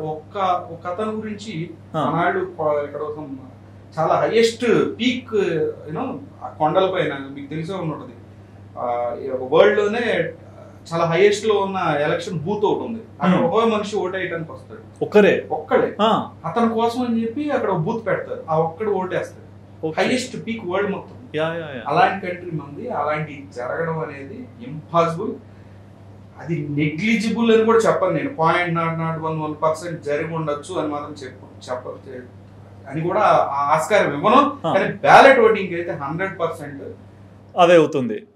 ఒక ఫైనల్ క్వశ్చన్ అన్న, అంటే ఈ రోజుల్లో మేము రీసెంట్గా విన్నాం, అంటే లైక్ పాస్ట్ ఒక 1 year బ్యాక్ అనుకోండి, షారుఖ్ ఖాన్ వాళ్ళ అబ్బాయి ఒక స్కామ్లో ఇరుక్కున్నాడు. సో వాట్సాప్ అందుకే హ్యాంగ్ అయింది, ఇన్ని వేల కోట్లు కట్టాడంట వాళ్ళ అబ్బాయి డేటా డిలీట్ చేయడానికి అని. వాట్సాప్ ఏం చేస్తుంది అనేది పక్కన పెడితే, మనకంటే ఎక్కువగా మనం కొన్ని ఒప్పుకోం. కానీ యుఎస్లో ఏ మాట కామాటే ఎంత పెద్ద ఇండస్ట్రియలిస్ట్ అయినా, ఎంత పెద్ద పొలిటీషియన్ అయినా చాలా కొన్ని ఎథిక్స్ ఫాలో అవుతారు. ఇల్లీగల్గా దబక్కని ఒక హీరో గురించి అట్లయితే చేయరు. అది ఒక రష్యన్ వ్లాదిమిర్ పుతిన్ ఒక పక్కన ఒక పెద్ద దేశానికి సంబంధించిన ఇష్యూ అయితే కనుక ఏదైనా చేస్తారు. కానీ నిజంగా ఆయన పాపులర్ ఉన్న యాక్టరే కానీ, బట్ అలాంటి ఛాన్సెస్ చాలా తక్కువ. ఓకే, చేయడం అనేది వాట్సాప్ మేనేజ్ చేయడం అనేది చాలా తక్కువ. ఇక జరిగింది అని అంటే కనుక అది ఏదైనా ఇల్యూమినాటి పని అయి ఉండాలి అంతే. ఓకే, అంటే మేబీ మీడియా అటెన్షన్ లేకుంటే ఏదన్నా టీఆర్పీస్ కోసం అట్లా యూజ్ చేసిండొచ్చేమో. ఉండొచ్చు, పాసిబుల్. ఇది కాదు అని చెప్పి స్ట్రైక్ అవుట్ చేయడం లేదు. ఎందుకంటే ఇప్పుడు for an example Shahrukh Khan అంటే big shot and big hero. ఆయనకి మంచి కాంటాక్ట్ ఉంది అంబానీ గారు. ఆయనకి ప్రపంచంలో లేని కాంటాక్ట్ లేదు. అవును. సో అది జరిగిందా జరగలేదా మనకు తెలియదు. కానీ మనం జస్ట్ ఆ లెవెల్లో మనం అసలు మనకి తెలియదు, కూడా చేసినా కూడా తెలియదు. అలా చేయడానికి ఆస్కారం చాలా తక్కువ ఉంటుంది. ఎదిగినే ఉంటారు అంతా, ఎదిగా ఏం చేయలేదు అంటే. అండ్ మరి ఎప్పుడప్పుడు ఈ ఫేస్బుక్ కానీ, ఇన్స్టాగ్రామ్ కానీ, వాట్సాప్ కానీ సడన్ గా హ్యాంగ్ అయిపోతాయి, డౌన్ అయిపోతాయి, ఎందుకలా? అవి మెయిన్గా ఏంటంటే ఈ చాలా ఫోన్స్ లో ఏంటంటే అప్డేట్ చేయరండి. మెయిన్ గా ఎప్పటికప్పుడు ఆ ఫర్మ్వేర్ అనేది మన ఫోన్ అనేది చాలా మందికి ఒక అపోహ ఏముంది. అపోహ ఏముంది అదే. ఓకే, నిజమే ఏంటంటే ఫోన్ అప్డేట్ చేస్తే స్లో అయిపోతుంది బేసిక్. ఆ ఫోన్ అప్డేట్ చేస్తే స్లో అవుతుందని చాలా మంది ఫోన్ అప్డేట్ చేయరు. అది ఒక చాలా డేంజరస్, చాలా పెద్ద తప్పు. అట్లా చేయడం మూలన మన దగ్గర ఉన్న లీగల్ యాప్ మొత్తం ఎఫెక్ట్ అవుతాయి. ఓకే, మన బ్యాంకింగ్ యాప్ కానీ ఇవి కానీ అవి కొంచెం డివేట్ అవడానికి, అంటే యూనో ఏదైనా జరగచ్చు, ఏ మాల్వేర్ అయినా రావచ్చు. ఎప్పటికప్పుడు ఫోన్ అప్డేట్ స్లో అయినా వచ్చినా, ఎందుకంటే ఆండ్రాయిడ్ అనేది బిజినెస్ చేసుకునేది అంతే. వాడు ఇచ్చే ప్రతి అప్డేట్ కి ఫోన్ స్లో అవుతుంటది, మనం ఫోన్ మారుస్తూ ఉండాలి. అదొక బిజినెస్ స్ట్రాటజీ వాళ్ళది. ఎందుకంటే వేరే ఆప్షన్ లేదు కాబట్టి మనం అయ్యే కొంటాం. ఓకే, అందుకు ఇవి ఎక్కువగా ఇది కూడా బిజినెస్ స్టాటిస్టిక్స్ అయితే సాఫ్ట్వేర్ అప్డేట్స్ అనేటివి. సాఫ్ట్వేర్ అప్డేట్స్ అంతే, కానీ ఏముంటది నాకు కొంత అప్డేట్ చేయడానికి ప్రతిసారి చెప్పండి. అదే ఇప్పుడు బ్యాంకింగ్ యాప్ ఉంటది, దానిలో ఎక్స్ట్రీమ్ గ్రాఫిక్స్ వాడదు కదా. పబ్జీ ఉంది, పబ్జీలో ఏంటంటే ఒకప్పుడు గ్రాఫిక్స్ అనేది తక్కువ ఉండేది. ఇప్పుడు ఒకప్పుడు గేమ్ అనేది ఒక 5 GB ఉండేది, 10 GB, 30, 40, 30, 40 GB. అవేంటంటే గ్రాఫిక్స్ పెంచుతూ ఉంటాడు కాబట్టి ఫోన్ అప్డేట్ చేసుకుంటూ పోయాం. ఈ బ్యాంక్ యాప్లకి, ట్రూకాలర్ యాప్ ఇంకోటి ఏముండదు. దానికోసం స్లో అయిపోతా. ఎందుకు స్లో అయింది? స్లో అవడం అంటే ఇదంతా మొత్తం కూడా ఇది చెప్తున్నా కదండి, అది బిజినెస్. అంత బిగ్ ప్లేయర్స్ వాళ్ళని ఏం చేయలేము, ఎందుకంటే వాళ్ళ చేతిలో టెక్నాలజీ ప్రపంచం రన్ అవుతుంది. సో వాళ్ళని ఏం చేయలేము. కాకపోతే అప్డేట్ అనేది, ఫోన్ అప్డేట్ అనేది ఎప్పుడు చేసుకోవాలి. రెండోది వచ్చేసి గూగుల్ ప్లే స్టోర్ లో సెక్యూరిటీ ఫీచర్ ఒకటి ఉంటుంది, అది ఎప్పుడు పని చేయకూడదు. అది మనం ఫిజికల్ గా చూపిద్దాం నెక్స్ట్ వీడియోస్. అట్లా ఉంటుంది. అంటే సొసైటీలో ఇన్ని స్కామ్స్ జరుగుతున్నాయి, ఇండియా వైడ్ కానీ వరల్డ్ వైడ్ కానీ ఎక్కడైనా ఇన్ని జరుగుతుంటాయి కదా. బట్ అవుట్ ఆఫ్ కంట్రీ మనకు ఎందుకు లేండి, బట్ మన కంట్రీలో ఎందుకు పోలీస్ వాళ్ళు ఇలాంటివన్నీ అరికట్టలేకపోతున్నారు? అంటే ఏమైనా కరప్షన్ అవుతుందా, ఫ్రాడ్ జరుగుతుందా? ప్రతి దానికి మనం ఏం చేస్తామంటే పోలీసులు ఏం చేయట్లేదు ఇది. సార్ మీకు ఒకటి చెప్తాను, మనకు జరిగిన అన్యాయాన్ని మనం వెళ్ళి పోలీస్ స్టేషన్కి వెళ్ళి చెప్పుకోలేని పరిస్థితులు ప్రజెంట్ మార్కెట్లో. చెప్పట్లా, ఎవరు కంప్లైంట్ చేయలేకపోతే డబ్బు అని చెప్పి ఇంట్లో కూర్చునే వాళ్ళు చాలా మంది ఉన్నారు. మనం పోలీసులు అంటే ఒక లా అండ్ ఆర్డర్ స్టేషన్ మనకు కనపడతా ఉంటుంది మన ఏరియాలో, Madhapur station, JNT station, something. ఇక అదే స్టేషన్ అనుకుంటాం, ఇక వాళ్ళే వర్క్ చేస్తారు. మనకి తెలియకుండా ఎన్నో డిపార్ట్మెంట్స్, సిసిఎస్ ఉంటుంది, సెంట్రల్ క్రైమ్ స్టేషన్, ఎస్ఓటీ ఉంటుంది, స్పెషల్ ఆపరేషన్స్ టీమ్స్, తర్వాత ఒక స్పెషల్ టీం ఉంటుంది సిపి గారి కింద, ఉమెన్స్ సెల్ ఉంటుంది, షీ టీమ్స్, లేదంటే ఆక్టోపస్, సిబిసిఐడి, లేదంటే కనుక ఆర్ఏ ర్యాపిడ్ యాక్షన్ ఫోర్స్, ఇవన్నీ ఎన్నో ఫోర్సెస్. గ్రే హౌండ్స్ మెయిన్గా చెప్పాలంటే యూనో మన నక్సల్స్ ఈ ఏరియాస్లో. వీళ్ళందరూ ఎవరి ప్లేసెస్లో వాళ్ళు, అంటే ఏ సెక్టర్కి ఆ సెక్టర్ వాళ్ళు డివిజన్ చేస్తూనే ఉంటారు. బేసిక్గా ఇవన్నీ స్కామ్స్ ఏంటంటే ఇవి పరిధిని దాటి దీనికి నేను ఇందాక చెప్పినట్టు ఏంటంటే మ్యాక్సిమమ్ ఈ యొక్క మన ఐటీ లా అనేది సరిగ్గా లేదు. సో ఐటీ లా సరిగ్గా లేదు, ప్లస్ వీళ్ళు కూడా అదంతా కూడా ఒక స్టేట్ ఇంకోటి చెంది, అది కూడా సెంట్రల్ నుంచి ఆ పాలసీస్ అవి ఏమన్నా సరే చేంజ్ చేయాల్సింది, ఆ ఐటీ లాని రిఫార్మ్స్ తీసుకురావాల్సింది. వాళ్ళు అది తీసుకొచ్చిన తర్వాత వీళ్ళు యాక్షన్స్ అనేది సరిగ్గా తీసుకోగలుగుతారు. రెండోది ఏంటంటే పట్టుకుంటారు, మ్యాక్సిమం దగ్గర ఉన్నంత మటుకి పట్టుకుంటారు. వాడు ఎక్కడో ఏదో కంట్రీలో ఉంటాడు, నేను చెప్పలే. స్కామింగ్ చేస్తుంటే స్కామ్ అవుతున్నారు పోయి. వాళ్ళు ఏంటంటే గ్రీడ్ మెయిన్గా, డబ్బు ఏదో వచ్చేసింది ఈరోజు రాత్రి ₹1 కోటి కొట్టేద్దాం అన్న గ్రీడ్లో వెళ్ళి వీళ్ళు ఇరుక్కొని మన పోలీస్ వ్యవస్థని దగ్గరికి వెళ్ళి అడిగితే వాళ్ళు ఏం చేయలేరు. ఎందుకంటే వాళ్ళు ఎంతవరకు చేయగలగరంటే, మనం కంప్లైంట్ పెడితే ఆ 1 అవర్ గోల్డెన్ అవరో లేదంటే ఆ 10 మినిట్స్లోనూ వాళ్ళకి కంప్లైంట్ చేస్తే వాళ్ళు ఇమీడియట్గా అకౌంట్ను ఫ్రీజ్ చేయడం, అవైలబుల్ వాడు ఇక్కడెక్కడ నా దగ్గరలో ఉంటే వాడిని రైజ్ చేయడం అనేది జరుగుద్ది, వాడిని తీసుకురావడం అనేది జరుగుద్ది. రెండోది వాళ్ళ వర్క్ని మీరు చూడాలి. నిజంగా ఎన్ని డిపార్ట్మెంట్స్ అంటే నేను చాలా క్లోజ్గా కొన్ని చూశాను నేను. మనం వాళ్ళ వర్క్ సార్, మీరు ఒక ట్రాఫిక్ పోలీసుని తీసుకోండి, లిటరల్గా అక్కడ నుంచొని ఉంటారు. ఆ హారన్స్, ఆ పొల్యూషన్, ఫుడ్ అక్కడే తింటారు సార్ వాళ్ళు. ఫుడ్ వాళ్ళకి స్పెషల్ ప్లేస్ ఉండదు సార్, అక్కడ ఆ ఫ్లైఓవర్ కింద కూర్చొని ఆ బాక్స్ ఓపెన్ చేసుకుని తింటారు. ఎవరు చేస్తారు సార్ ఆ సర్వీస్? ఇప్పుడు ఎస్ఓటీ ఉంటుంది, వాళ్ళు అసలు టాస్క్ అని ఉంటుంది, అంటే ఏదన్నా ఒక టాస్క్ ఉంటుంది. నిద్రపోరు సార్, ఒక్కోసారి 5-6 రోజులు నిద్రపోరు. మన ఊరేగింపులు కానీ ఏమైనా ఎజిటేషన్లు జరిగేటప్పుడు వాళ్ళు అక్కడే నుంచొని ఉంటారు సార్. ఫుడ్ కూడా నుంచొని తింటారు అక్కడ. వాళ్ళు స్పెషల్గా ఏమీ ట్రీట్మెంట్ ఉండదు వాళ్ళకి. మీరు ఒక చిన్న స్టోరీ చెప్తాను సార్ మీకు. వాళ్ళ మైండ్ సెట్స్ ఎలా ఉంటాయంటే, మనం చూసే పోలీస్ అనేది జస్ట్ అది ఎంత మన ఇమాజినేషన్ అంతే. పోలీస్ డిపార్ట్మెంట్లో చాలా రిఫార్మ్స్ జరిగినాయి, వాళ్ళు చాలా అప్గ్రేడ్ అయి ఉన్నారు మ్యాక్సిమం స్టాండర్డ్స్కి తగ్గట్టు. ఈవెన్ చాలా డెడికేటెడ్, హానెస్టీ, నిజంగా మనం అనుకున్నంత ఇదిగా ఉండరు. బేసిక్ మీరు చూస్తే ఒక విజయ్ కుమార్ గారు అని చెప్పి బాగా క్లోజ్ సార్ నాకు. ఆయన సోటిలో ఒక కానిస్టేబుల్, బాలనగర్లోనూ ఏమో ఉంటారు ఆయన వాళ్ళ బ్రదర్ చనిపోయారు. వాళ్ళు ఏంటంటే వాళ్ళ ఫ్యామిలీకి వాళ్ళిద్దరే బ్రెడ్ మేకర్స్. వాళ్ళ బ్రదర్ చనిపోయారు, చిన్న ఆయన చనిపోతే ఈయన ఒక్కడే ఆ ఫ్యామిలీని మొత్తం ఫీడ్ చేసేది, ఏదైనా చేసేది. సో ఈయన పోలీస్ డిపార్ట్మెంట్లో ఉన్నారు. వన్ ఫైన్ డే ఏమైందంటే ఒక మర్డర్ జరిగింది ఎక్కడో గచ్చిబౌలి దగ్గర, ఎక్కడో ఒక మర్డర్ జరిగితే ఆ కన్విక్ట్ అనేవాడు, వాడు అఫెండర్ అనేవాడు ఏంటంటే ఈ ఏదో ఒక ఏరియాలో ఉన్నప్పుడు టీం వెళ్ళినప్పుడు ఈ విజయ్ కుమార్ అనే ఆయన ఇంకొక కానిస్టేబుల్ పేరు మర్చిపోయాను, వాళ్ళిద్దరూ వెళ్ళారు న్యాప్ చేయడానికి, పట్టుకోవడానికి. వెళ్ళినప్పుడు వాడు ఇమీడియట్గా వీళ్ళు సివిల్లో ఉంటారు సార్. ఓకే, కత్తి తీసాడు, టప్ పొడి చేసాడు ఒక ఆయన్ని. ఈయన విజయ్ కుమార్ అనే ఆయన్ని తల మీద పెట్టి కొట్టేసాడు కత్తితో. కొట్టగానే తెగిపోయింది. అయినా సరే ఆ బ్లడ్ కారుతుంది. వాడిని అక్కడే పడేసి దాని మీద కూర్చొని పట్టుకున్నారు. మిగిలిన 4 వచ్చి తర్వాత టీం వాళ్ళు వచ్చారు. కొంచెం లేట్ అయింది, 2 minutes అటు ఇటు పట్టుకున్నారు. ఆయన న్యాప్ చేశారు, లోపల వేశారు, ఆయన జైలుకి పంపించారు. సెకండరీ ఆయన ఏజీ హాస్పిటల్లో చేర్పించారు. సరే వాళ్ళ ట్రీట్మెంట్ అంతా అయిపోయింది. నేను ఒక రోజు వన్ ఫైన్ డే నేను అడిగాను సార్ ఆయన, అన్న నువ్వు ఉన్నది ఒక్కడే కదా, మీ ఫ్యామిలీకి బ్రెడ్ మేకర్ నువ్వే కదా, పొరపాటున నీకేమన్నా అయ్యి ఉంటే ఏంటి పరిస్థితి, మీ ఫ్యామిలీ పరిస్థితి ఏంటన్నా అంటే, ఏముంది విజయ్, డ్యూటీ అంటే అంతే ఉండిద్ది, మనం డెడికేట్గా చేసినప్పుడు అంతే ఉంటుంది, మనం పైన చేయలేం కదా.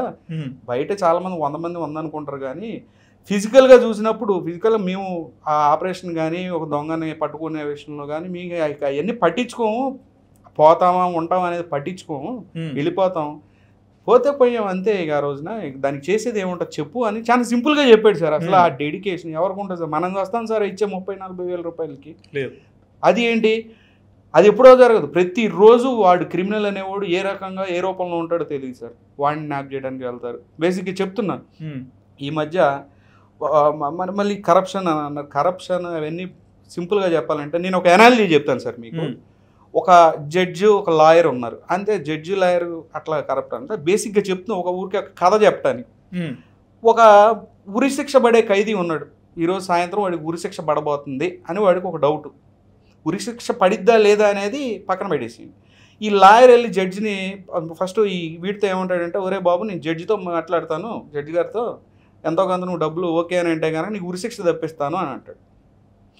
ఆ జడ్జి దగ్గరికి వెళ్తాడు లాయర్, వెళ్ళేసి చెవులో ఏం చెప్తాడు, ఆయన క్యాబిన్లోకి వెళ్ళి సార్ మార్నింగ్ ఆడి ముందే వెళ్తారు, సార్ మార్నింగ్ మీరు పొద్దున్న తుమ్మారు కదా, అదే జలుబు ఏమన్నా చేసిందా సార్, అందుకే అడగడానికి వచ్చాను అంటాడు.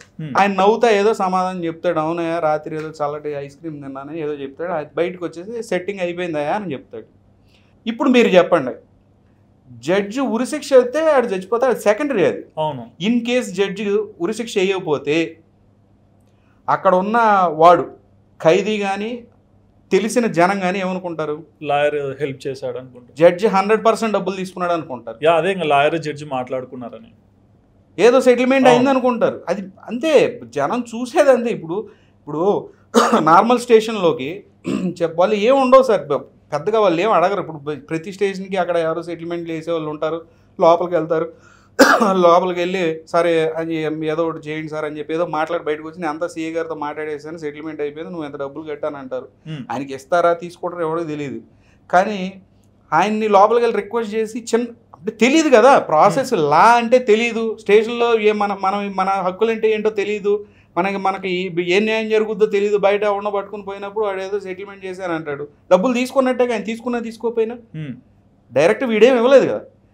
సో ఇప్పుడు అక్కడికి వెళ్దాం సార్. ఇంకోటి ఏంటంటే స్టేషన్కి వెళ్ళినప్పుడు బేసిక్గా మనం చిన్న కంప్లైంటే, రాత్రి 4 పెగ్గులు వేసి ఒకడెళ్తాడు, పొద్దున్న ముందు దగ్గర ఒకడెళ్తాడు, చిన్న గొడవకి వెళ్ళిపోతాడు, జేబులో పెన్ను ఉండదు సార్, అడిగి జేబులో పెన్ను ఉండదు, ఓ పేపర్ ఇంట్లోంచి తీసుకెళ్ళడు, వాడు స్టేషన్కి వెళ్ళి కంప్లైంట్ రాసేస్తాడు.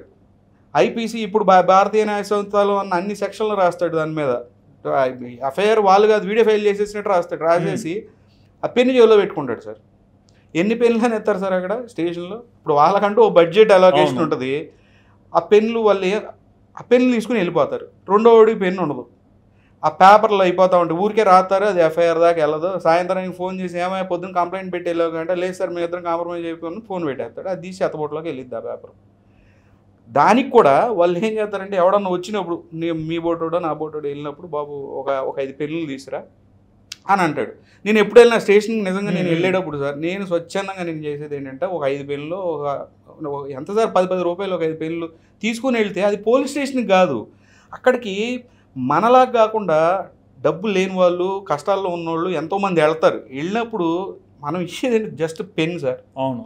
లేదంటే ఒక క్రిమినల్ ఉంటాడు సార్ లోపల, క్రిమినల్స్ అక్కడ ఉంటే ఏదో చిన్న కేసులోనే మనవాడు ఎవడో లోపల ఉంటాడు, వెళ్ళినప్పుడు వీడికి బిర్యానీ పంపిస్తారు లోపల, ఆ పక్కన ఎవడో క్రిమినల్ ఉంటాడు, ఆ లోపల కానిస్టేబుల్ ఏమంటాడు, పాపం ఆడు బిర్యానీ తింటా ఈడు నార్మల్ ఫుడ్ బాగోదు కదా, వీడికి బిర్యానీ వీళ్ళు తెప్పిలేరు, బాబు ఇంకో పార్సల్ ఒకటి ఎక్స్ట్రా తీసుకురా అని అంటారు. తెచ్చిన వాళ్ళు ఇంకో పార్సల్ ఎక్స్ట్రా తీసుకుంటే అది వాళ్ళకి పెడతారు, వీళ్ళు ఏం తినరు వీళ్ళకి. రెండోది వీళ్ళు పోయినప్పుడు ఇప్పుడు మన సబ్ ఇన్స్పెక్టర్లో సిఐ ర్యాంక్ ఆఫీసర్లు ఏదో హోటల్కి వెళ్తారు సార్, వెళ్ళినప్పుడు అక్కడ ఏదో డిన్నర్ చేస్తారు, చేసినప్పుడు ఒక గెస్చర్ ఒక రెస్పెక్ట్తో వాళ్ళు ఏంటంటే బిల్ తీసుకోరు, సార్ పర్లేదు సార్ భలేవారు సార్ మీరు ఇవ్వకండి, అదేంటి అది కమిషన్ ఇచ్చినట్టు వాళ్ళని కరప్ట్ చేసినట్టు కాదు, ఒక రెస్పెక్ట్ ఏంటి మనకి సర్వీస్ గుడ్ విల్ సర్వీస్ ఇస్తున్నారు వాళ్ళు, ఆ సర్వీస్ ఇస్తున్నారు అదేం రూల్ లేదు, వాళ్ళు ఇస్తారు సార్. నేను చెప్తున్నాను నాకు తెలిసినంత వరకు ఎవరికి ఫుడ్ 100% వాళ్ళు పేమెంట్ కట్టింది వదిలిపెట్టరు చాలా మంది ఆఫీసర్స్. ఒక్కోసారి ఏంటంటే మనమే మొహం లేదు సార్ నా మీద ఒట్టే తిండా ఇవ్వడానికి వీలు లేదని చెప్పి గోల్ చేస్తారు కొంతమంది. చేసినప్పుడు వాళ్ళు వెళ్ళిపోతారు కదా, ఆ పక్కన ఉండి చూసేవాళ్ళు చూసా పోలీసులు డబ్బులు వాళ్ళంతా ఫ్రీయేగా, ఇది జరిగేది ఒకటి. వాళ్ళు నిజంగా మనం ఇది ఒక వీడియో చేద్దాం సార్ 100%. వాళ్ళు ఎంత కష్టపడతారు, ఇంత నిజంగా సార్ వాళ్ళ హార్డ్ వర్క్ని లిటరల్గా మనం ఎక్స్ప్లెయిన్ చేయలేం. వాళ్ళ ప్లేస్లో వాళ్ళు ఏంటంటే సార్ మనలా సెల్ఫ్ డబ్బా కొట్టుకోలేరు. మీడియా ప్రెస్ మీట్కి వచ్చేసి నేను ఇట్లా ఆడిట్లా అన్నాడు ఈడిట్లా అన్నాడు పోలీస్ డిపార్ట్మెంట్ గురించి మేమంతా ఇది అని చెప్పి వాళ్ళు ఏమన్నారు, వాళ్ళు కామ్గా ఉంటారు అంతే. వాళ్ళని తిట్టినా వాళ్ళని ఏం చేసినా వాళ్ళ పని చేసుకుంటూ పోతారు. క్రైమ్ చేశాడు తీసి బొక్కలో వేస్తారు. ఎవడన్నా చెప్తున్నా కదా ఇట్లా ఈ విధంగా వెళ్తూ ఉంటాయి అన్నమాట. అది వాళ్ళ పని వాళ్ళు చేసుకుంటూ పోతారు. వాళ్ళని ఏంటి ఇంకోటి మెయిన్ క్రిమినల్ గ్లోరిఫికేషన్. క్రిమినల్ గ్లోరిఫికేషన్లో మీకు మెయిన్ సబ్జెక్ట్ సార్ ఇది. ఈ మధ్యన ఇక వదిలేసేయండి ఏదైనా కానీ పెద్ద వాళ్ళని అయితే ఓకే. పెద్దవాళ్ళని అంటే ఇప్పుడు రాబిన్హుడ్ ఒకప్పుడు క్రైమ్లు వాళ్ళ పరిస్థితులను బట్టో అవన్నీ ఓకే. పిక్ పాకెట్లు సార్, వాడు ఏం చెప్తాడంటే ఒక ఛానల్లో, సార్ నేను ఒక 4 ఇళ్ళు 6 ఇళ్ళు కొట్టాను రాత్రి, కొట్టిన తర్వాత బాగా నీరసం వచ్చింది, ఆ ఇంట్లోకి వెళ్ళిన తర్వాత శుభ్రంగా అటు ఇటు చూస్తే కిచెన్లో గుడ్లు ఉన్నాయి, ఒక ఆమ్లెట్ వేసుకున్నాను, మందు ఉంది, 2 పెగ్గులు వేసాను, ప్రశాంతంగా ఏసీ ఆన్ చేసుకుని పడుకున్నాను, మార్నింగ్ వెళ్ళిపోయాను అని చెప్తాడు. అది ఆ వీడియోని ఒక ఐపీఎస్ ఆఫీసర్ చూసినప్పుడు ఏమనుకుంటాడు? మరి ఏంట్రా ఇంత ఇన్సల్ట్ పోలీస్ మోరల్ని లిటరల్గా డీగ్రేడ్ చేయటం, క్రిమినల్ ఇన్ ద సెన్స్ మరీ పిక్ పాకెటర్ వీడియోస్, వాళ్ళ మొరాల్ని మనం వాళ్ళు ఏమనుకుంటారు సార్? ఇక ఏం చేస్తాం మనం? వాళ్ళకి మనం సపోర్ట్ అవ్వాలి, మనం బలం అవ్వాలి సొసైటీలో. వాళ్ళు చేసే పని మనం ప్రైజ్ చేస్తుంటే వాళ్ళు ఇంకా మంచిగా పర్ఫామ్ చేస్తారు. మన సపోర్టు, ఫ్రెండ్లీ పోలీసింగ్. అందుకే సార్ ఫ్రెండ్లీ పోలీసింగ్, ఎందుకంటే వాళ్ళు ఇంతకుముందు వెపన్స్ పట్టుకుని, ఇప్పుడు ఎవరు వెపన్స్ చేతిలో స్టిక్ కూడా పట్టుకుంటారు కదా. ఫ్రెండ్లీ పోలీసింగ్ పేరుతో మీరు ఏ చేతిలో కూడా స్టిక్ కూడా కనపట్ల, మంచిగా మాట్లాడుతున్నారు, ఏమైనా ఉంటే తెలుసుకుంటారు. మెయిన్గా డ్రగ్స్, ఇట్లా ఇల్లీగల్ యాక్టివిటీస్ ఏమన్నా తప్పులేదు సార్ చెప్పడంలో. అది ఇన్ఫార్మర్ అని పేరు పెట్టుకున్నా తప్పులేదు, ఏది పెట్టుకున్నా సర్వీస్ ఇవ్వచ్చు మనం కూడా సొసైటీకి. ఎందుకంటే ఈ డ్రగ్స్ వల్ల ఎంతో యూత్ పిల్లలు సార్, చిన్నపిల్లలు మినిమం 10th వాళ్ళు చెప్పకూడదు కానీ ఇంటర్ చదివే వాళ్ళు కూడా చాలామంది సఫర్ అవుతున్నారు, దీనిలో ఎడిక్ట్ అయిపోయారు, చాలా పాడైపోతున్నారు. సో వాళ్ళు రేపు పొద్దున సొసైటీని మన ఇండియాని రిప్రజెంట్ చేయాల్సిన వాళ్ళు. సో ఇప్పుడే ఇదే స్టేజ్లో వాళ్ళు డ్రగ్స్ తీసుకొని వాళ్ళు వీక్ అయిపోతే కనుక అది దేశానికి ఎప్పుడు కూడా మంచిది కాదు. సో మనం ఎలాంటి యాక్టివిటీస్ ఉంటే డైరెక్ట్గానే అప్రోచ్ అయ్యి చెప్పొచ్చు వాళ్ళకి, ఆ డిపార్ట్మెంట్స్ అన్నిటికీ కూడా. వాళ్ళు మంచిగానే రిసీవ్ చేసుకుంటారు, ఏం భయపడాల్సిన పని లేదు సార్. పోలీసులు ఫ్రెండ్లీ పోలీసులు బాగానే మాట్లాడతారు.